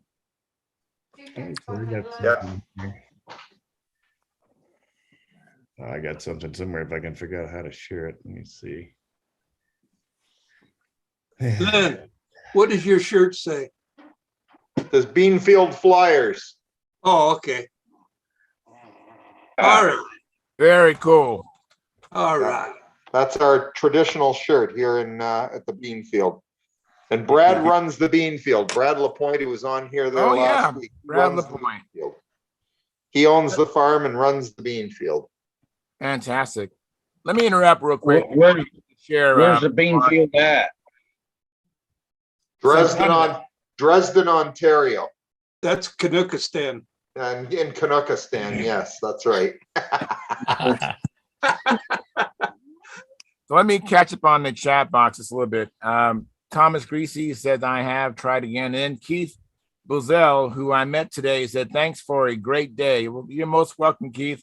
I'm glad you're watching us and tuned in. If you have any questions for the panel, go ahead and ask. And there's 10 of us here, so we'll have some answers for you. And then Minnesota Mike, who I haven't seen in a while, he says, combat plane is a weapon. Then he goes on to say, Tom, no, you don't have to buy. I don't know what he's talking about. You know what he's talking about, Tom? Well, I was trying to get on, and all of a sudden it's like you need to. It sent me to the billing department. I'm like, what? What? Oh, that's why. Okay, yeah, you don't have to buy. Anybody who's watching this, does not cost you anything to come in to the to use the Zoom. Now you do have to register at Stunthangar Forum. The link is posted at the bench. The at the bench link will not appear if you are not a registered member of Stunthangar Forum. There's no cost to be a registered member of Stunthangar Forum. I do ask for people to support the channel and join the Stunthangar YouTube memberships. That is $4.99 a month, and then of course the super chats. But this does not ordinarily cost you anything to come in and participate. And then Brent Williams will make an exception. Okay. And then Brent Williams, he says, going to show Gordon Delaney's new twin in about 25 minutes or so. So are you going to show us too, Brent? I know Gordon's started covering it and painting it. So, Brent, are you going to come in and show us Gordon Delaney's new twin? That would be wonderful. Cool. I got it since Howard showed the quick Ukrainian flag. I got a quick share for you. Yeah, go ahead. Go for it. All right. I got a I like it. Yeah. Nice. Team spirit, huh? That is nice. I like that. I really like that. Who built that? Dave Tribble. He just one of his designs, you know. So yeah, he couldn't figure out a paint job, so he said, "Okay, let's look at this." That is awesome. What a great idea. I like how the fuselage goes beyond the elevator in the back. That's kind of neat, and the rudder's a little bit ahead of that. That's different. And John, you probably, and maybe Howard too, you guys are probably that used to be kind of an old classic style. It was, you know, and you know, stinger tip or stinger rear end, yeah. The Neptune has that. Yeah, I've seen that. And Brent Williams says yes. I guess he's going to show us that. That'd be outstanding, awesome. Brent. Before he does that, let me I've been doing a lot of prop testing, and what has really enabled me to do I think a really good job of prop testing is this item I purchased from Jim Lee. Hey, I'm getting one of those. And I'm not getting any endorsements or paid money for showing. I'm a big fan of Jim Lee Machine Shop. I have a lot of stuff. This is one of them, and I use this to cut down my props. So you can kind of see. I'm trying to see what I'm doing here. So you put this inside here, right? In the hole, yeah. In the hole, and then the scribe will scratch the same length on either end of the prop. And then what I do is that scratch, I just take my Sharpie, really fine Sharpie, and I'll mark in that scratch, and then I take it up to my 12-inch disc sander and I sand the end down just ahead of that mark. And so then I put on a balancer, and then I just try to balance the prop with removing some of the wood until it's totally balanced. And so what do you use for a balancer? Well, I have those Dubro. I think they're Dubros. I have like 2 or 3 of them. and I use that to balance it horizontally, and then I balance the hub vertically. So when you put it in your balancer, you want to balance it this way also, not just this way. And then exactly, yes. Yeah, man, this is a great setup. Let me tell you. Yeah. So between that, I've been cutting down props, and it's been a wonderful experiment. I've been enjoying this process. I'm really understanding the effect of props and how the pitch versus the diameter, how that changes how the motor runs. And it's been I've been doing a lot. I mean, Carl could attest to me doing lots of prop testing. And hey, Charles. Yeah. Have you figured out how to put the wood back on yet if you need it longer? That's why I do very little at a time, because you're right. I cannot put it back on. Yeah. So I do a might have to get with Jim Lee on that. Maybe he's got a tool for that. Maybe. I'll have to ask him. Maybe I could just dip it in some magic thing and it expands and grows. But yeah, so it's been a lot of fun. I've been cutting down props several times, because I said little by little by little by little. And then with this thing here, that's something I don't have much education on, is what you're going through right now with the prop testing. Yeah, well, props are like gears. If you have the right gear, you get the kind of engine run you want. And so between the diameter and the pitch, it's that's right. And I've been really getting in touch with that, because I first started off with I think there were 13-inch props, and now I went through the 14s, different pitches. Now I'm in the 15 props, which I'm cutting the 15 prop down to I think 14 and 5/8. Like this prop here is 14 and 3/4 by 5-inch pitch. It doesn't produce enough thrust, so I have two new props in the mail. It came today, and they're 15-inch 7-inch pitch. And a pitch, by the way, for those of you who don't know what the pitch is when the prop revolution goes around, it'll advance that number. So a 7-inch pitch will advance 7 inches in one rotation. A 6-inch for slippage will advance 6 inches in one rotation. So anyways, that's my show and tell for tonight. Unless you get slippage. You mean I thought the pitch was in degrees. Nope. And that's not a real indication how much is going to advance, but it's a theoretical number. It's not even theoretical. Something you can measure. What? You're missing some of the words, Howard. Can you repeat that, please? It's not even theoretical. It has nothing to do with real physics or aerodynamics. It's merely something you can measure. Yes, that's what I said. It's like in real life. If you count the RPMs and how many RPMs in one lap and stuff like that, if you calculate the pitch in there, it's nothing like, it's not a 6 or 7. It's just kind of like they look at the angle underneath the blade of the prop and how much you would advance in one lap. I mean, one rotation. Rotation. But it's not like in reality it's going to advance 7 inches each RPM, because otherwise we probably run 300 RPMs in our motors. Thing is what all I know is I put a small pitch on a plane of mine, and I went up to like I was going to do an inside loop. My God, I couldn't feel the plane. Yeah, you might need more pitch. Yeah, I was like, holy cow, get this thing down. Uh-huh. In air, you get slippage with the prop rotation.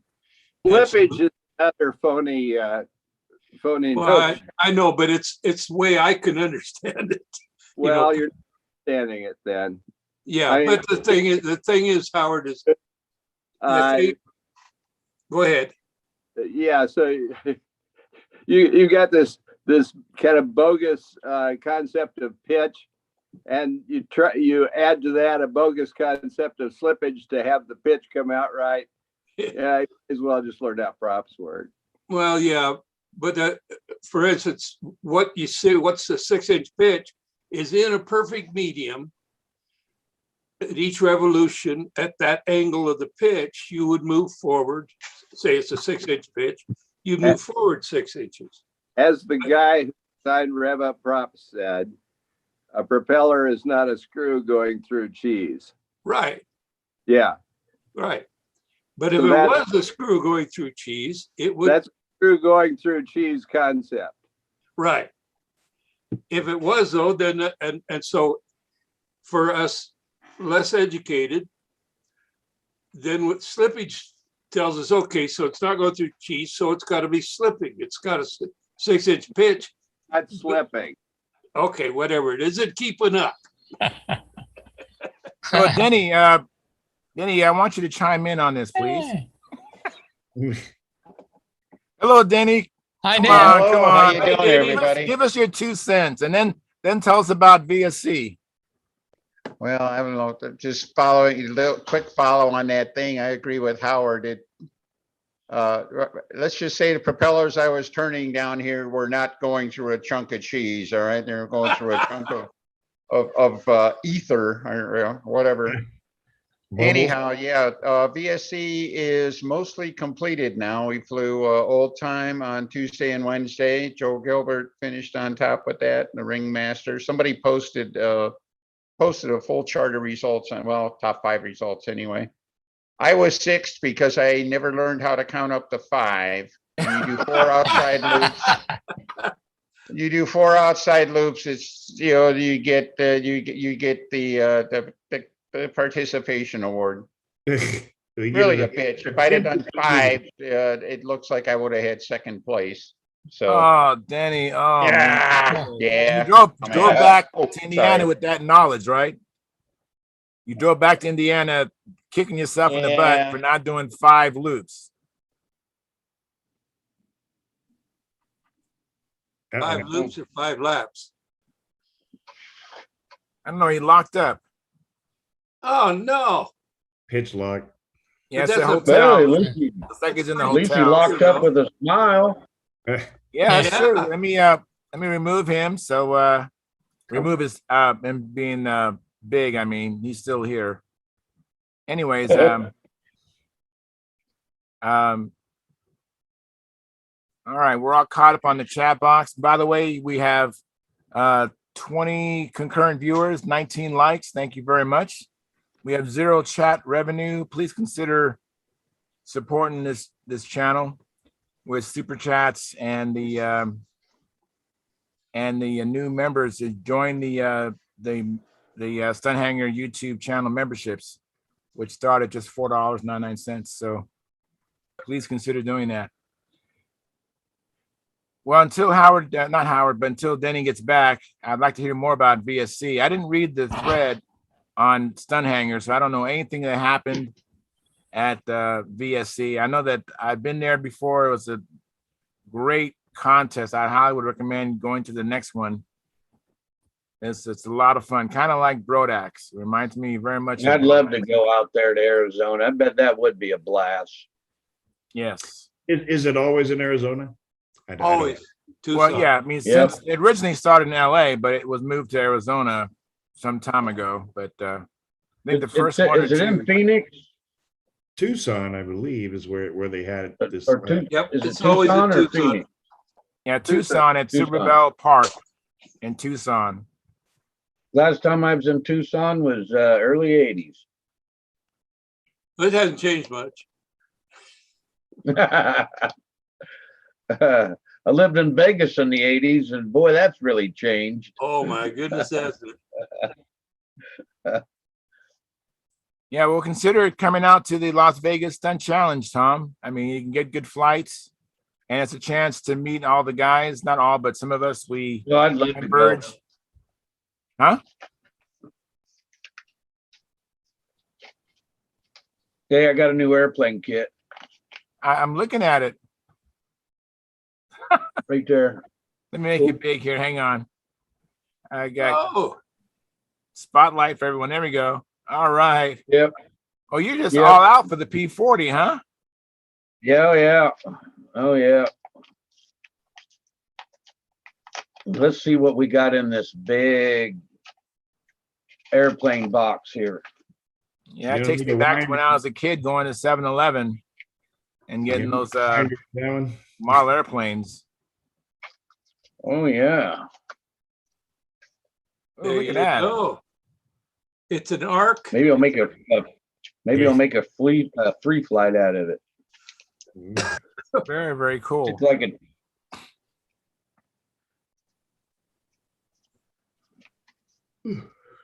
a we was I think we was in Kentucky, and we went to one of these family things where the golf was on the inside of the building, a miniature golf thing. Right. That was pretty fun. And then you won all these tickets, and then you went up to the counter and you could get what you wanted with these tickets. And so I got these 2 airplanes. All right. The other one's a Seahawker Hurricane. So getting back to these props, I don't know if anyone ever goes anything as big as a 15-inch prop, but the Zor 15-inch prop, the hole is big. So I had to bush the hole. And I don't know if you can see it, but I took a piece of aluminum tubing and I had to bush the hole. And I mean, you also can see how I make a starburst using a Dremel cutoff wheel so that the prop won't slip. Because my Stalker 81, very powerful motor, and when I have it back, you know, if its engine's flooded, the prop will get loose on me. So I did that. But you just take a aluminum tubing. I think it's K&S. I think it was 5/16 tubing, and then I cut it the length, the width of this. Then I had to drill out the hole to a 1/4 inch to fit back onto the crankshaft. So if you have oversized props, just get a piece of aluminum tubing and cut it. And that's a good idea. Yeah, that's how I did. So it's a really nice, snug fit. I mean, it's very happy with it. Great. Yeah, all these pocket hinges. It took me a good long minute to. Every one of them's got to be bushed. Right. I guess I've seen the videos, and you know, you're very fortunate because I reached out to that guy. Was it Southwest CNC? I never got a response from him. Yep. I wanted to buy those hinges. I think it'd be. His name is Rodney. The thing of it, guess what? I bought myself a CNC machine. Wow. And here it is. I've got it all ready, but I have no program. I do not know how to run it. Well, you'll figure it out. But I got one. You will figure it out because you're that kind of guy. So what CNC did you buy? And was it running on? Pardon? You talking to me? Yeah. Yes. What'd you say?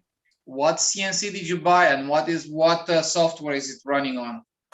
Well, I've got a Shape Co. And I don't know much about it at all. I'd like to put X-Carve in it, is what I want to do, because it's got a program that I can understand and be able to use. It has a lot of things that I don't have to worry about. It automatically does it. But yep, it's one of them things. You still have to set up the machine and run it and program it and send the code into the machine and run the code and whatever you want to do. Yep. G code. It's Mach 3 perhaps. What's that? I have a hard time understanding you. Oh, is that Mach 3? Oh, what, my machine? Yes, the software that runs the machine. I don't have it yet. I haven't purchased it yet. It's like $450. I'm not quite there on my machine yet. Yeah, for the program. For the software. That's for the software. Yep. That's a cheap software. Yeah. That sounds pretty reasonable. Really? Yeah, Wow. I mean, I do this for a living. That's why I'm asking you, Tom. Well, what I need you to do is I'll give you my address. Come on down here. I've got a guest room. You can stay in there and you can get this thing running. Uh-huh. All right, if we That'd find be time great. for that, we might do it. There's always a I've been place trying to for- find someone in my area to kind of to just help me with it. But Where do you live? I live in Illinois, Midwest. Illinois. I live in a blue state, and it's awful. Yeah. Hey, Well, Tom. tell Charles that. Hey, Tom, we have a guy that comes in here sometimes. His name is Tom Rammel, and he made a CNC machine. So maybe if you keep coming in, you can talk to Tom and make a connection. Tom Rammel, and he actually has a website called, I think it's Tom Rammel. I don't know if it's Tom _ Rammel or not, but he might That be would a be- force. Hey, Charles, Yeah.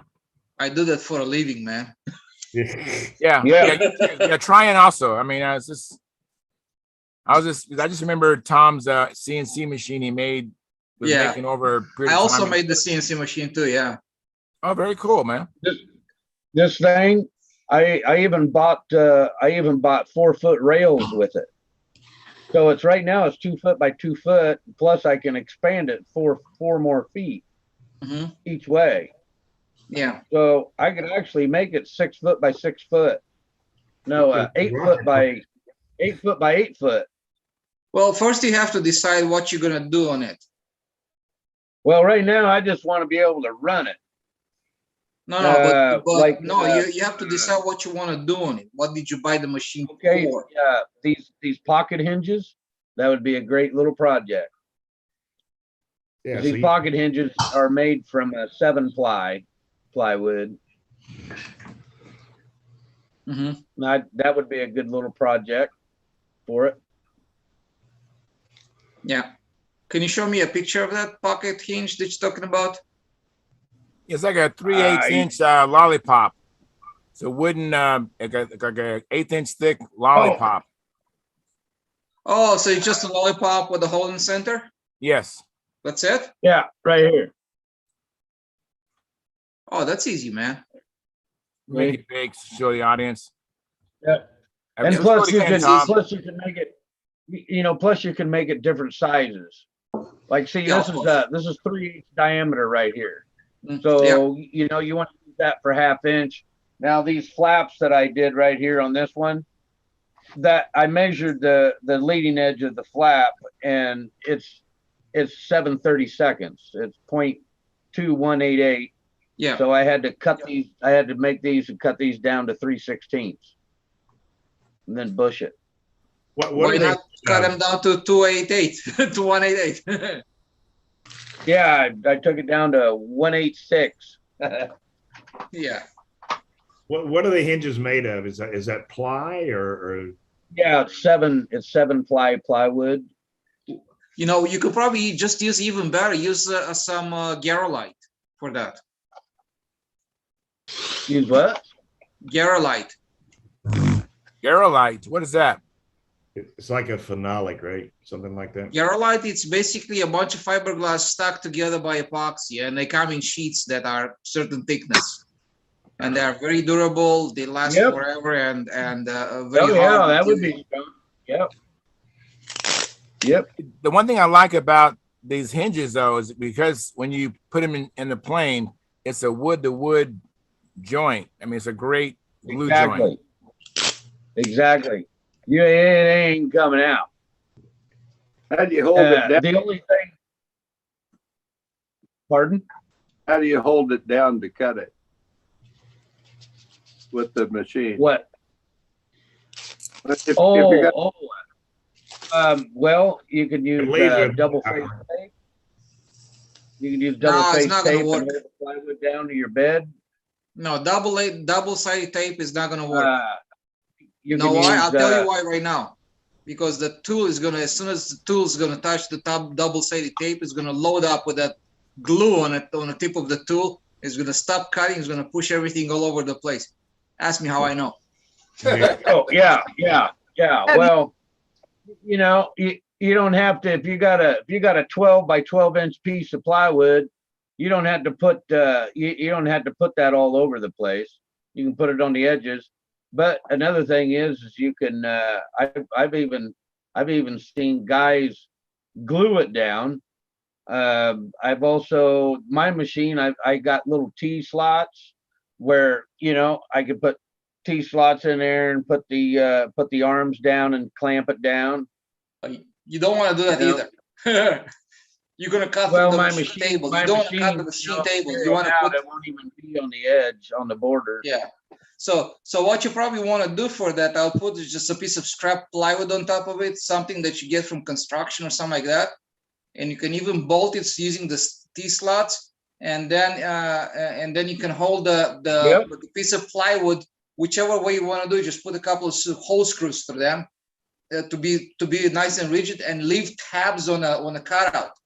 So you cut all the way down in areas where it's kind of hard to deburr, but on the straight edges you can lift the machine up just 20-30 thousandths off the bottom, cut across, bring it back down, and leave some little tabs in there.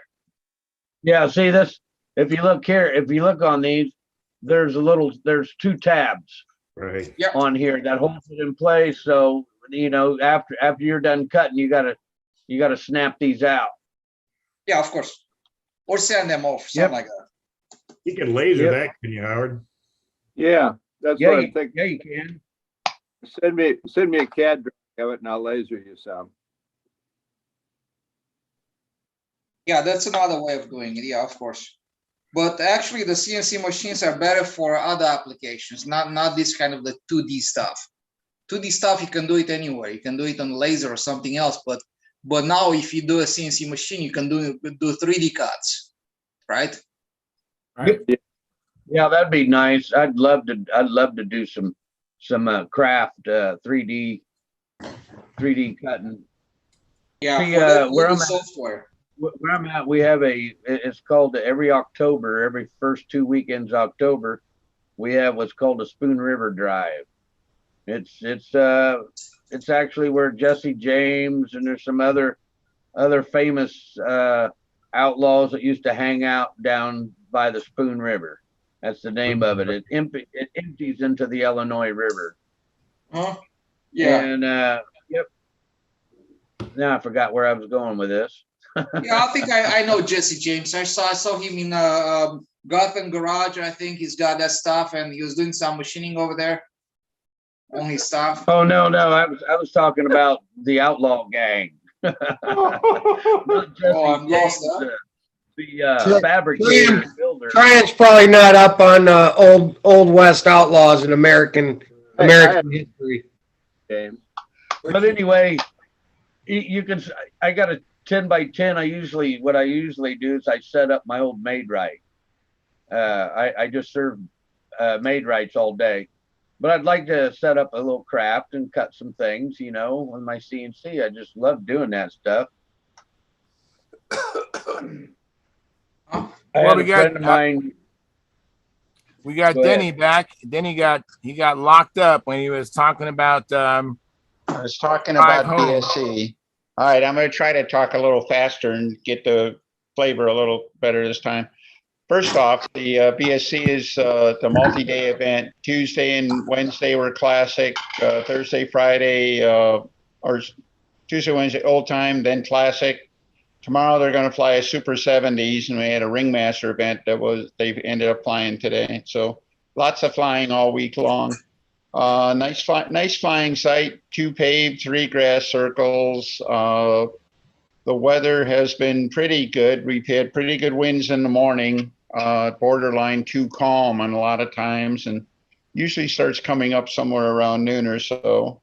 Yesterday it came up a little early and washed out most of the second round of Classic on the first day. So, but other than that, turnout's been a little bit lower.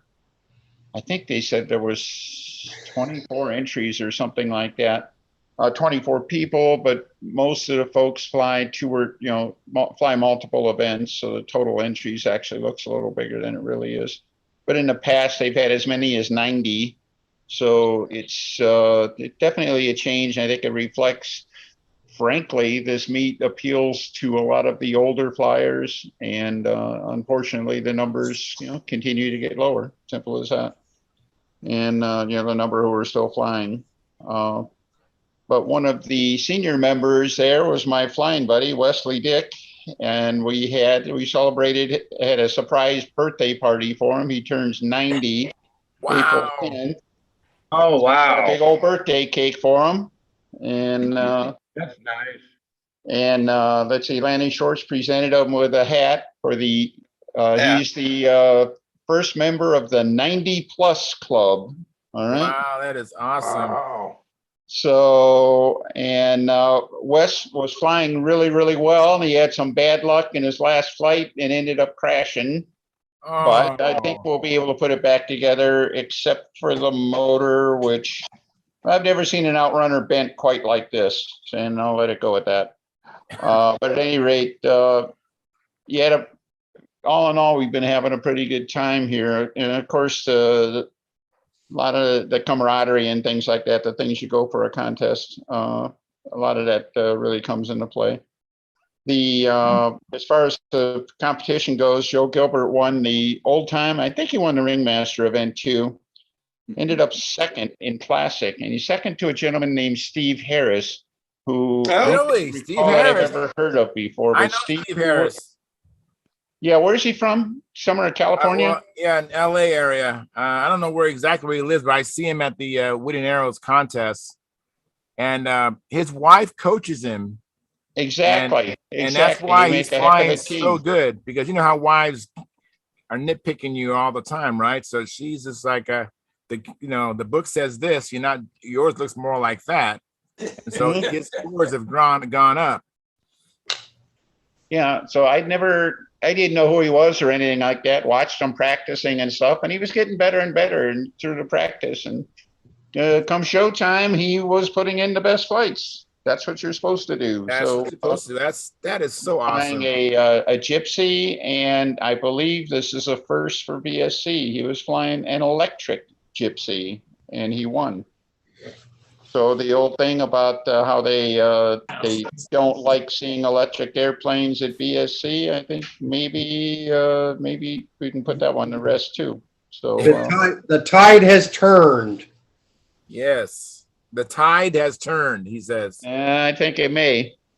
And some Hoosier boy there even showed up with Spectra lines. So, in fact, both the Hoosier boys were flying on Spectra. So, only ones, lots of questions. I think we're going to be seeing at least a few more people trying it. But it worked very well for me and for Wes. I'll post some details on what we were flying back in the thread. But let's see, what else of significance? They flew the Ignition event too. I'm not sure what the results of those were. But the Ignition guys are kind of fun because they're still at the point where just getting a flight in is a major accomplishment. The Ignition. Yeah, it is. I'd love to have contained. Oh, wait, Jim Lee's there, right? Let's see. Yeah, he's got one. Yeah, Jim Lee's there, right? Yeah, usually he's there, I think. I met him. Hey, Howard, you there? Howard, come on back. You just missed him. All right. I'm listening here. What was that again?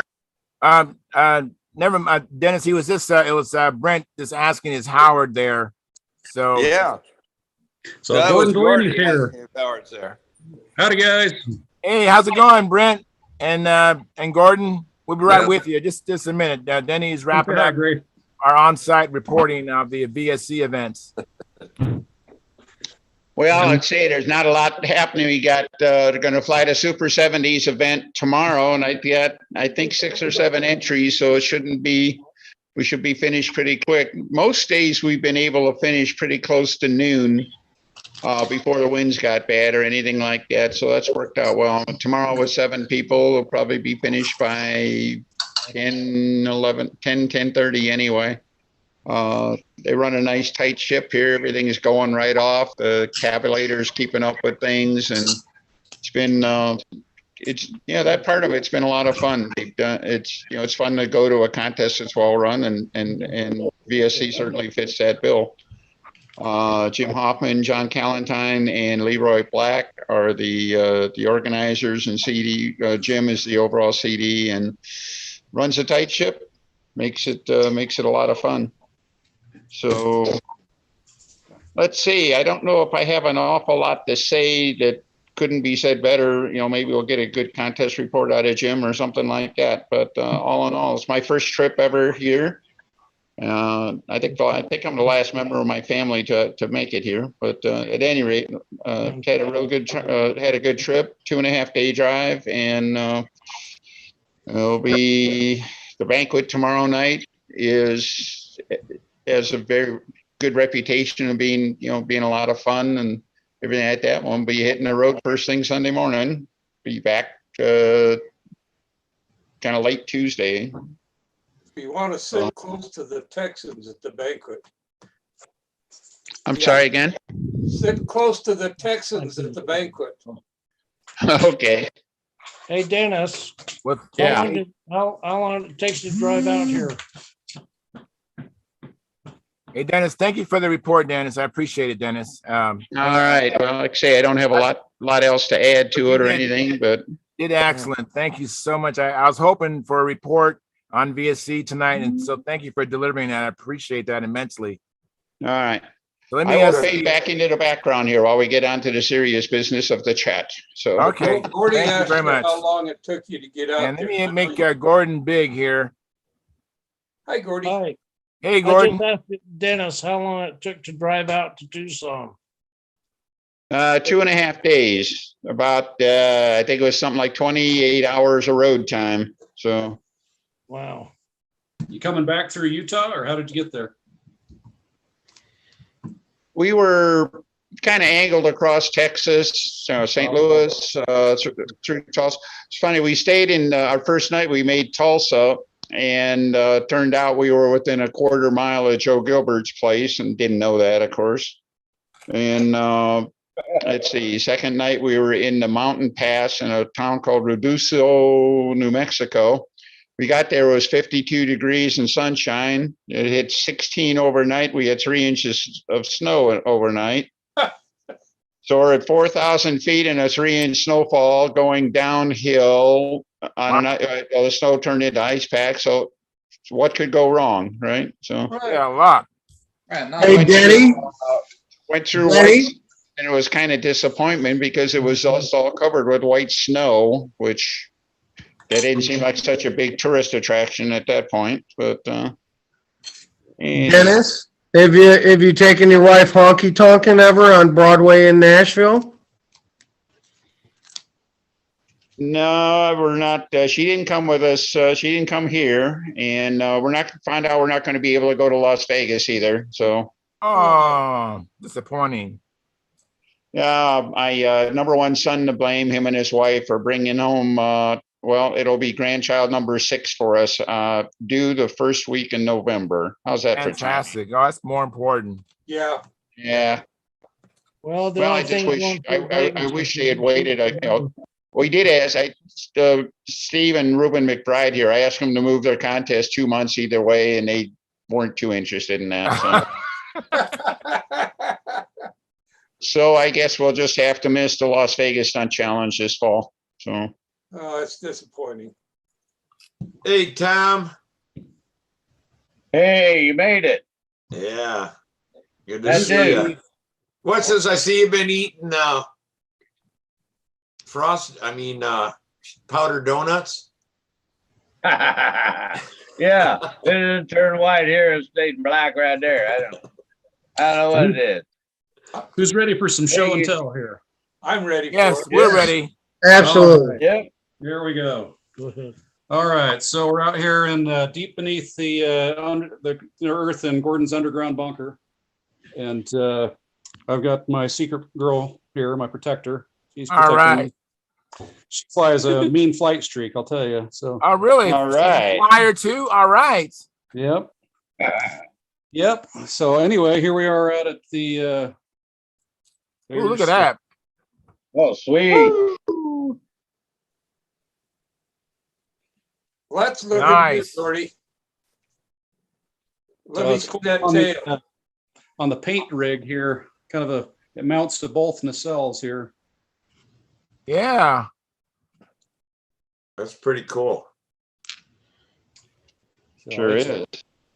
It's a It little looks different. fast. Just by looking at it, it looks fast. This one has the nose extended just a touch, 2 inches over the previous iteration of the Pathfinder Twin. And a little different rudder. That looks Different nice. rudder, as you can Oh, see. yeah, that looks good. Same wing? Yep, same wing. What are you gonna use for power? It's got a bit different airfoil. Oh yeah. So it's What's the- red monocoat underneath all that beautiful paper, and here is the nice little. Oh, those are nice. Big bands. Yeah. What are you gonna use to power it?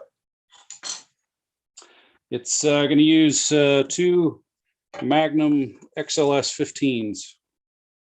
So the ball bearing 15. Oh, okay.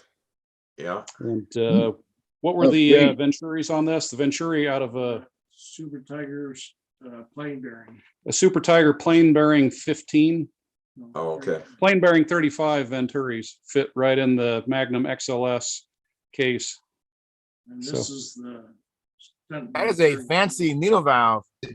Yeah, it's Gordon does this. He welds or solders a. See if we can get it to focus here. Solders gear on them, so you don't have to fumble around with it. You can always get nice. You get your fingers on it, and it's positive, so you're not trying to chase around a little bent needle valve. Yeah. Yeah, and you hit your finger as you're adjusting it in the prop. What happens when you get your Yeah, this is what happens when you get your finger too close to a Super Tiger needle. Gordon. yeah. Oh, man, Gordon, sorry to see that. That was a Super Tiger 51 on the Colossus. broke all 3 blades. Yep, broke all 3 Broke blades. all 3 blades off. Wow. Well, Some days. what engine was that? Super Tiger 51 Starport. Oh, Broke all 3 blades on a carbon fiber prop and killed the motor. There was blood all over my beautiful Colossus. So, So is your girl there gonna make it to the Nats or anything? Well, Okay.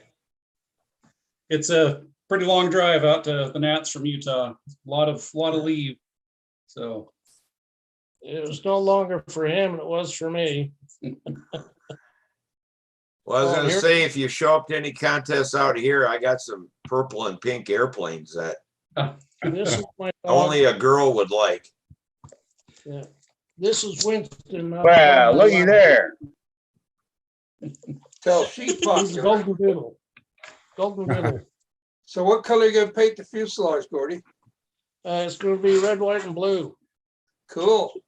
White fuselage with red and blue trim. we got to show. There's a couple combat guys on there that would appreciate this. So Hey, Gordon, or Grace, climb off there for a second. You guys might appreciate this, the combat guys. This is Gordon's 71 Challenger design. Ooh, nice. There you go. Here, take one. That is too beautiful for a combat plane. Oh, well, that is nice. just like this, only in a Nemesis. That's pretty, man. That's nice work job. Nice workmanship on that. Well, what did you say? Okay. Nice workmanship. I wouldn't want to fly that in a combat match. Well, everybody said I used to make them when I used to dope them. I used to put trim colors and pinstriping, and everybody says it was too nice to work for a combat plane. But I used to fly the crap out of them. So when I went to a contest, it was pretty well worn out. You didn't care about crashing them. This one has been on fire before. There's a little fire extinguisher sticker right here. Wow. There's It had a Nelson. got a Nelson on it, and there's a funny write-up about it. Yeah.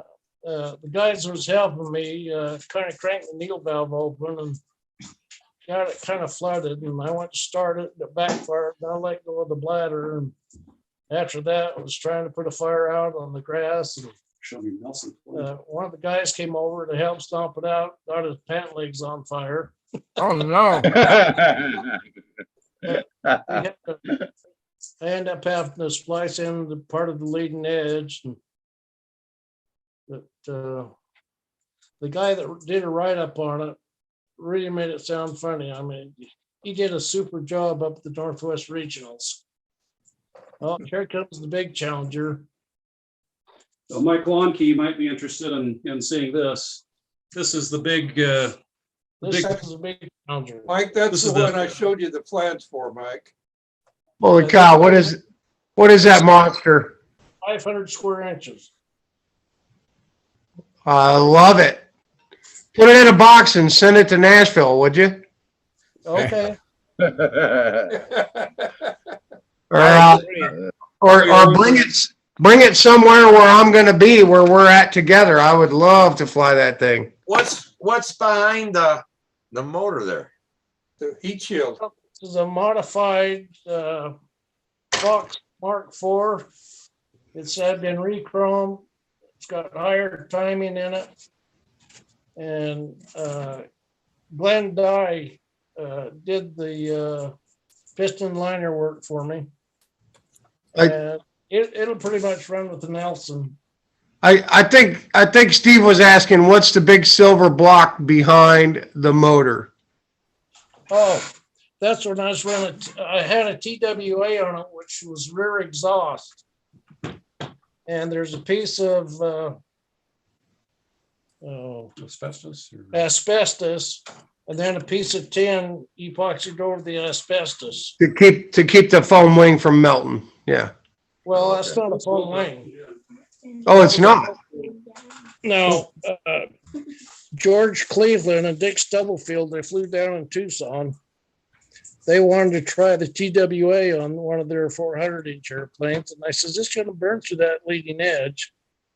They said, well, it'll be good for one flight. Well, it burned a great big hole through the planking, and the leading edge was about an 8-inch square. Yeah, they'll do that, man. That hot exhaust blowing right on them. We have that. We have that leading edge. We have that problem a lot with, I mean, not as big of an airplane, but just for an example, this half A with the angled Profi and 4 exhausts, you got to carve out a little piece in the wing here, and then we put silicone in there just to keep them from melting the foam away on the wing, you know? What, you just use silicone to rub on it? Yeah, that's just black RTV on there, so that the angled exhaust port off a Fora or a Cyclone or a Profi goes kind of right down there. Yeah, that's just a little channel that we Dremel out and then put some black RTV in there, and at least, I mean, combat planes, at least the ones we fly, they don't have a long lifespan either, so they don't have to last forever, but it keeps them from just melting all the foam away on the wing, you know? Yeah. My good friend that passed away, Jim Womack, Howard's flown him a couple times, but he won half at the Nats one year, and I've got the airplane that he won it with. You know, when he passed away, his brother and mom gave me a bunch of his stuff. Now, here comes one of my favorite airplanes. This is tapered leading edge, tapered trailing edge, tapered airfoil, and it hauls the Mel. And this is for a 15 ship. Nelson 15 on it. Nelson 15. Oh, I like that. So it's got silk, checkered silk. All right. And Really? Nelson 15. I don't know if you can see the the wing form on it.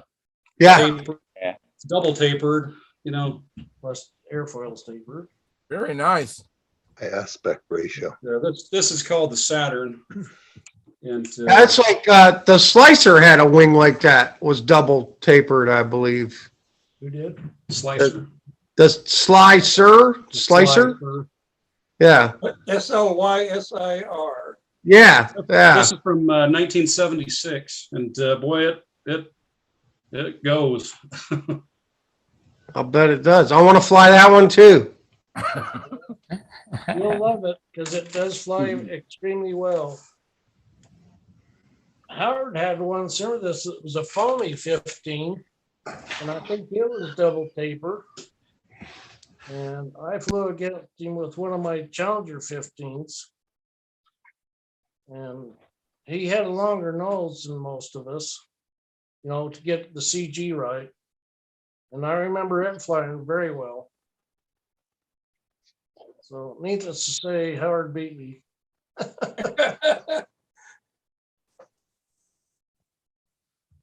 Anyway, I got quite a few combat planes. So much left of your Tony, though. You want to see one from 1960s? Yeah. Which way do I point this? That way. Like that? Oh, sweet. That one was built in 1960 with a hopped up Johnson. Very good. I like that. That was before the winder. Proceed. Oh. Well, maybe you come out of the way. Here's a couple other of things hanging on the wall here you guys might like. Oh yeah. So you guys probably seen a What's It. Oh, that's interesting. Yeah, they're weird. And, an EGAD.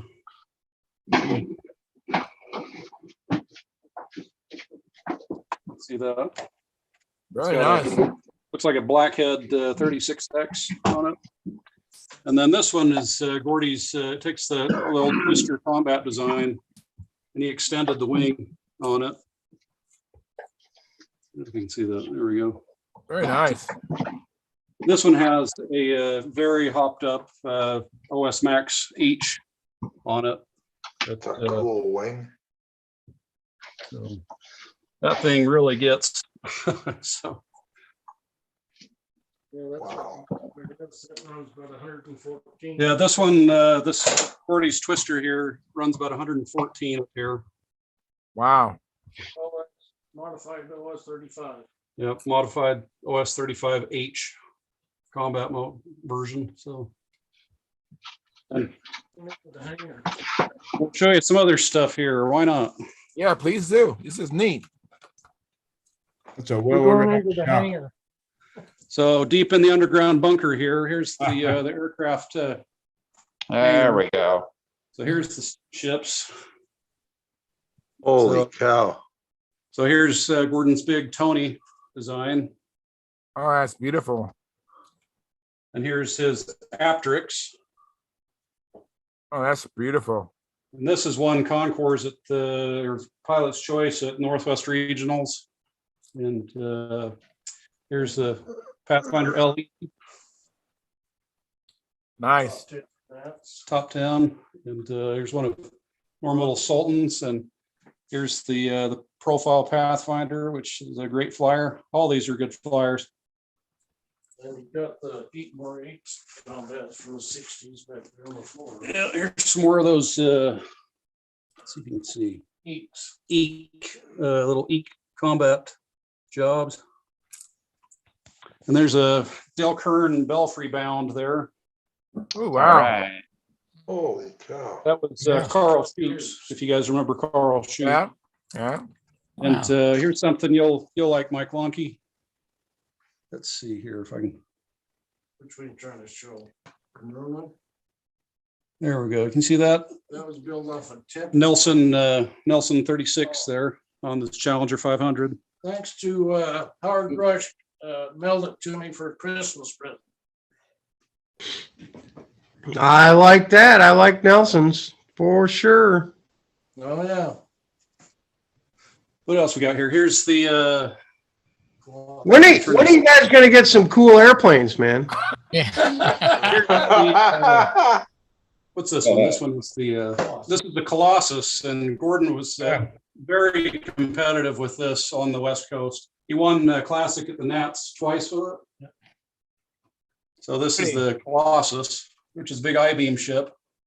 And then the top one is Conquistador. Yeah, that's a Conquistador that Gordon and his friend built back in the 50s, early 60s. 1960, our shop class.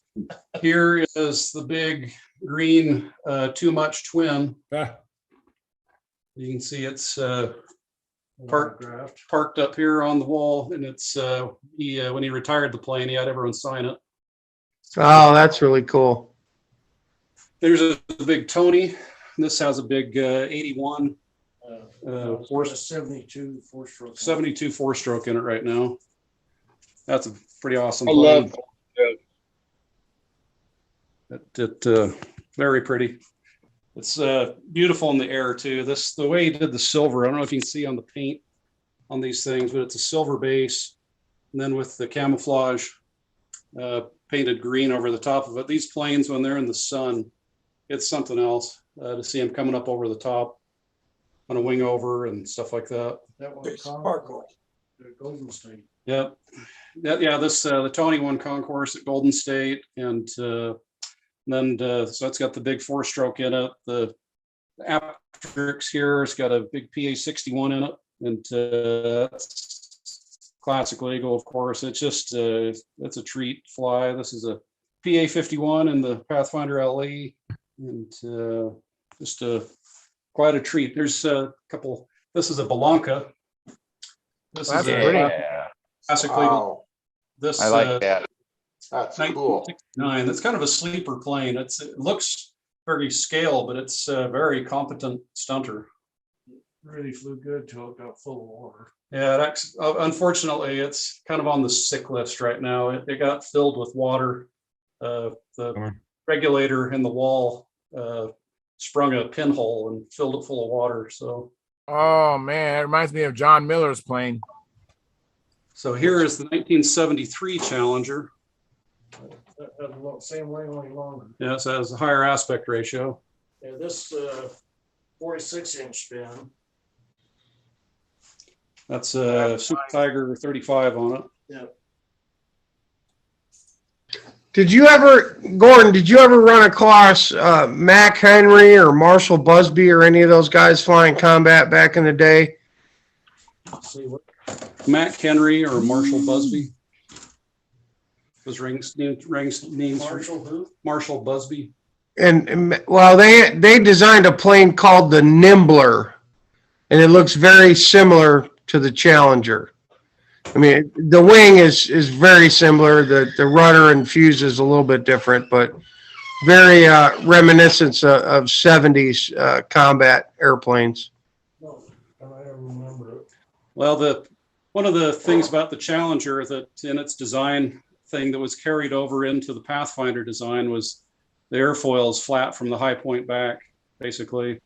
And that was a design thing so you could build quick. So it, you can build it flat on the bench without any jigs or anything. So the Challenger was the granddad of the Pathfinder. So the Pathfinder evolved from the Challenger combat designs and airfoil at least. So if you look on the plans you see that at all? Yeah. So if you look on the plans on any Pathfinder, you'll notice from just aft of the high point, it's flat, and and that allows you to move the CG back. Yeah, Gordon found that it had performance benefits in addition to being easy to build. So okay, I'm going to tell you my Pathfinder story, Gordon. We had a Brodak ARF Pathfinder. I flew it for several years. I crashed it, nosed it straight in, broke the wing straight in too, right? Broke it straight in two. Am I still on? Yeah, you're still on. Yeah, Okay. I'm going to get So- close. Hard of hearing. I cut 2 inches out of the center section of the wing where it broke off. I joined them together onto a center rib, like the Jim Carpenter Yankee Nipper design, and beefed it up. And then I put a carbon fiber boom on it and a nose block and an LA-40, and I built a speed limit combat plane out of a recycled Pathfinder wing, and it did just fine. It flew just fine. You Well, built a that- Challenger. Yeah, you built a Challenger. That's how the Pathfinder started, was with the ribs from a Pathfinder 500.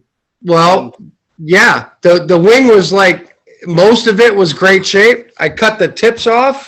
I cut the center section out. I glued them together so it was shorter than a Pathfinder wing, but stuck a carbon fiber boom and a stabilator in it, and Bob was your uncle, man, and it flew great. A scrapper? The Scrapper. Okay. I had one, and so I had to build a new one a couple years ago. Modified Amiga. I don't know if you've ever seen the Amiga. It's a kind of a funky looking design. Anyway, my buddy eliminated. I guess I gotta go. All right, Cheyenne. See you trying. Yeah. Yeah. Oh, 6 wow. is with the Johnson Combat Special. Omega. Yep. It used to have a big ugly rudder on it. The elevator was attached to the trailing edge. Right. Like this one?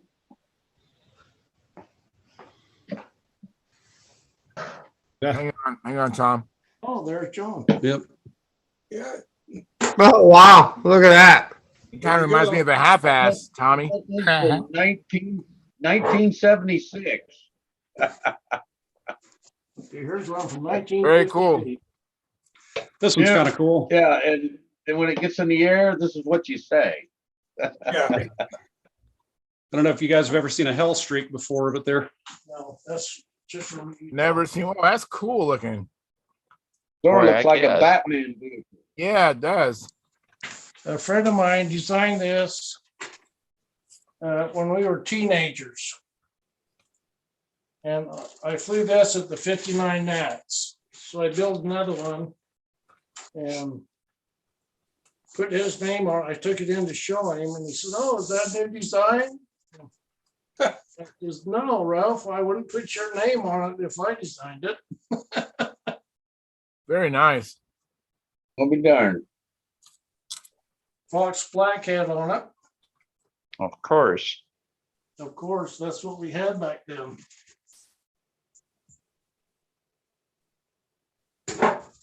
so anyway, that's kind of the fun show and tell session from Yeah, I really appreciate Yeah, that, Brent. absolutely. It's awesome.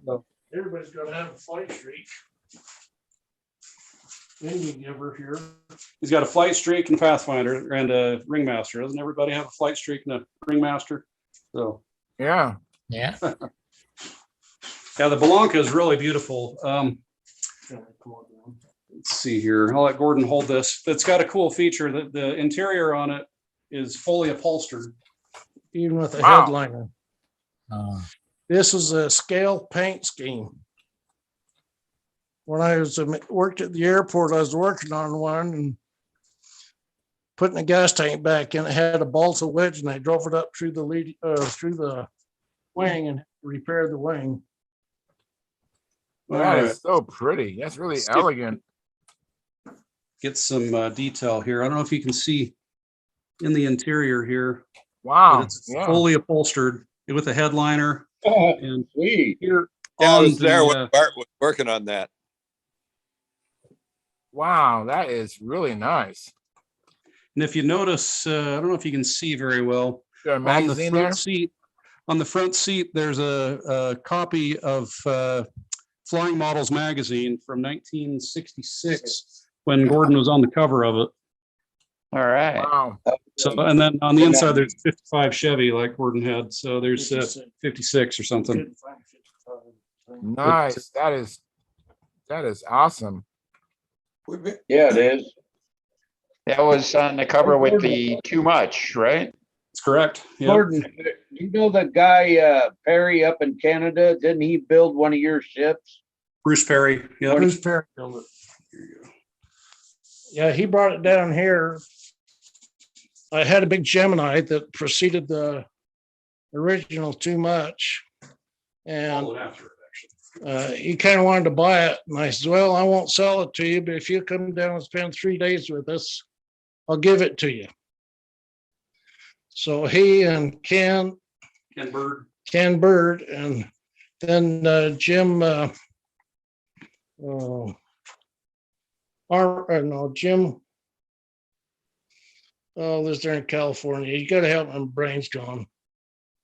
Aaron. Jim, he said, well, if they're coming, I'm coming up. So we had Jim Aaron and Bruce Perry and Ken Bird all here for several days.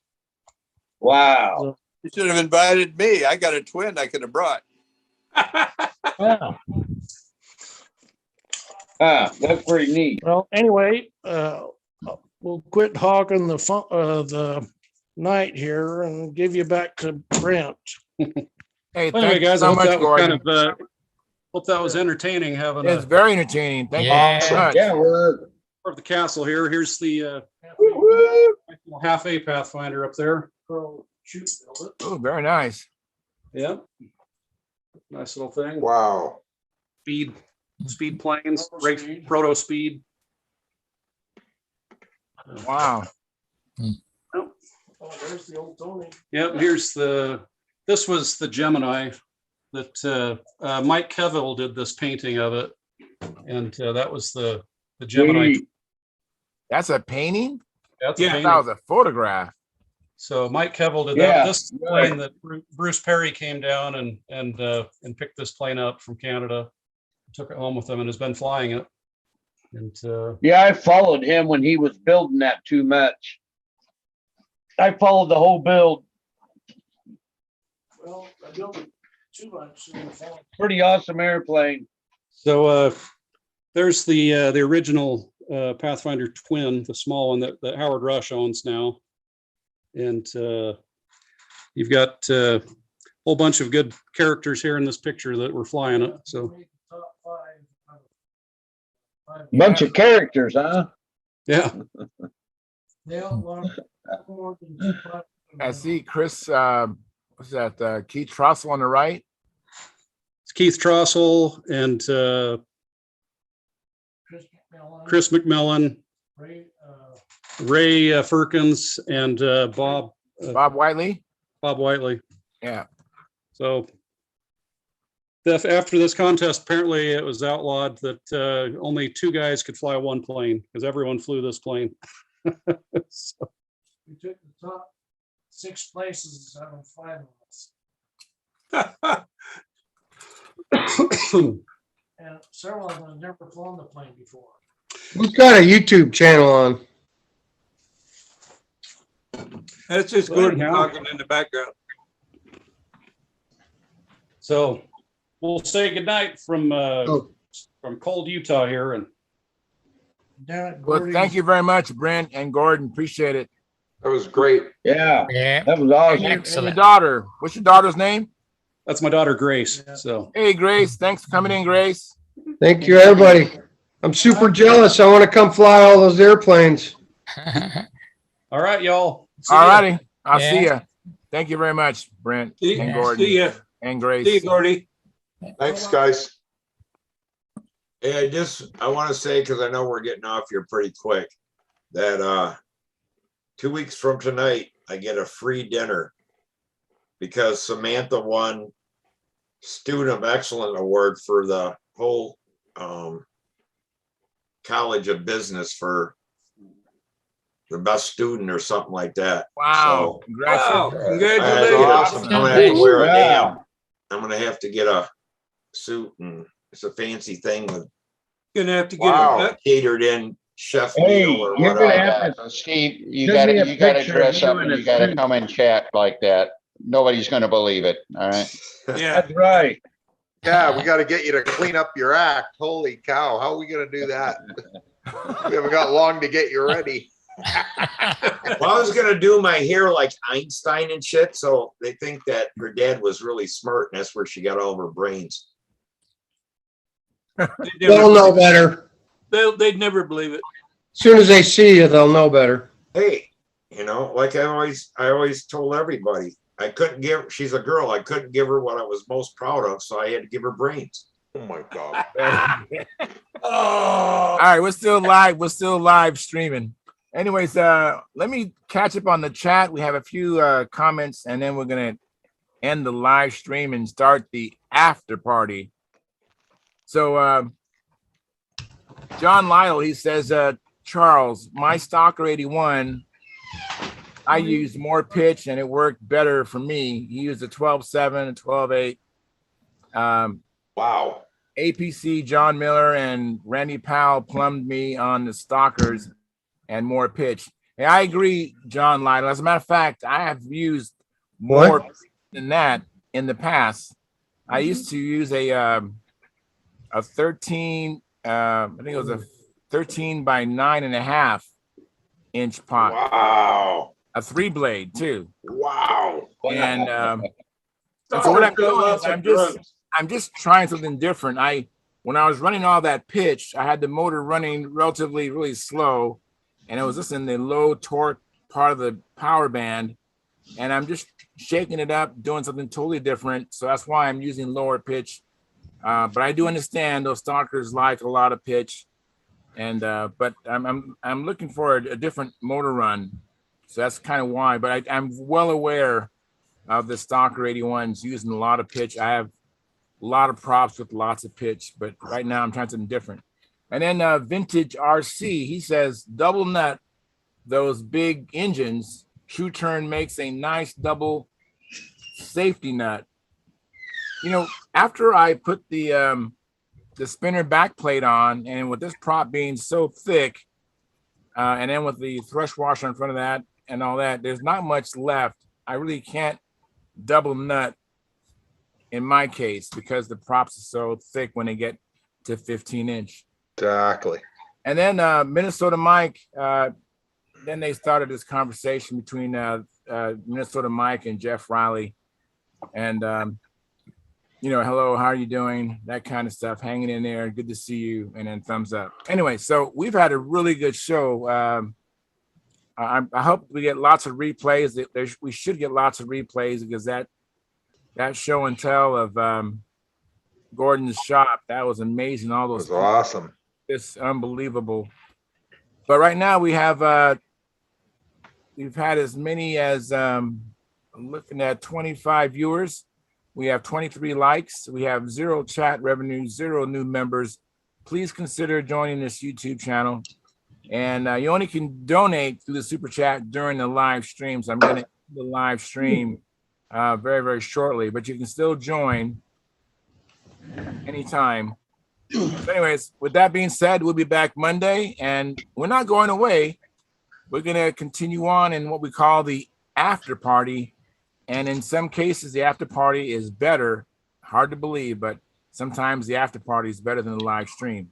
We turned Steve loose. And we have some people that wait till the after party to come in. So this is necessarily not the group we're going to end up in the after party. But until then, see you guys Monday. Have a good time. Hopefully you get a chance to go in your shop this weekend or go flying this weekend. Come back and tell us all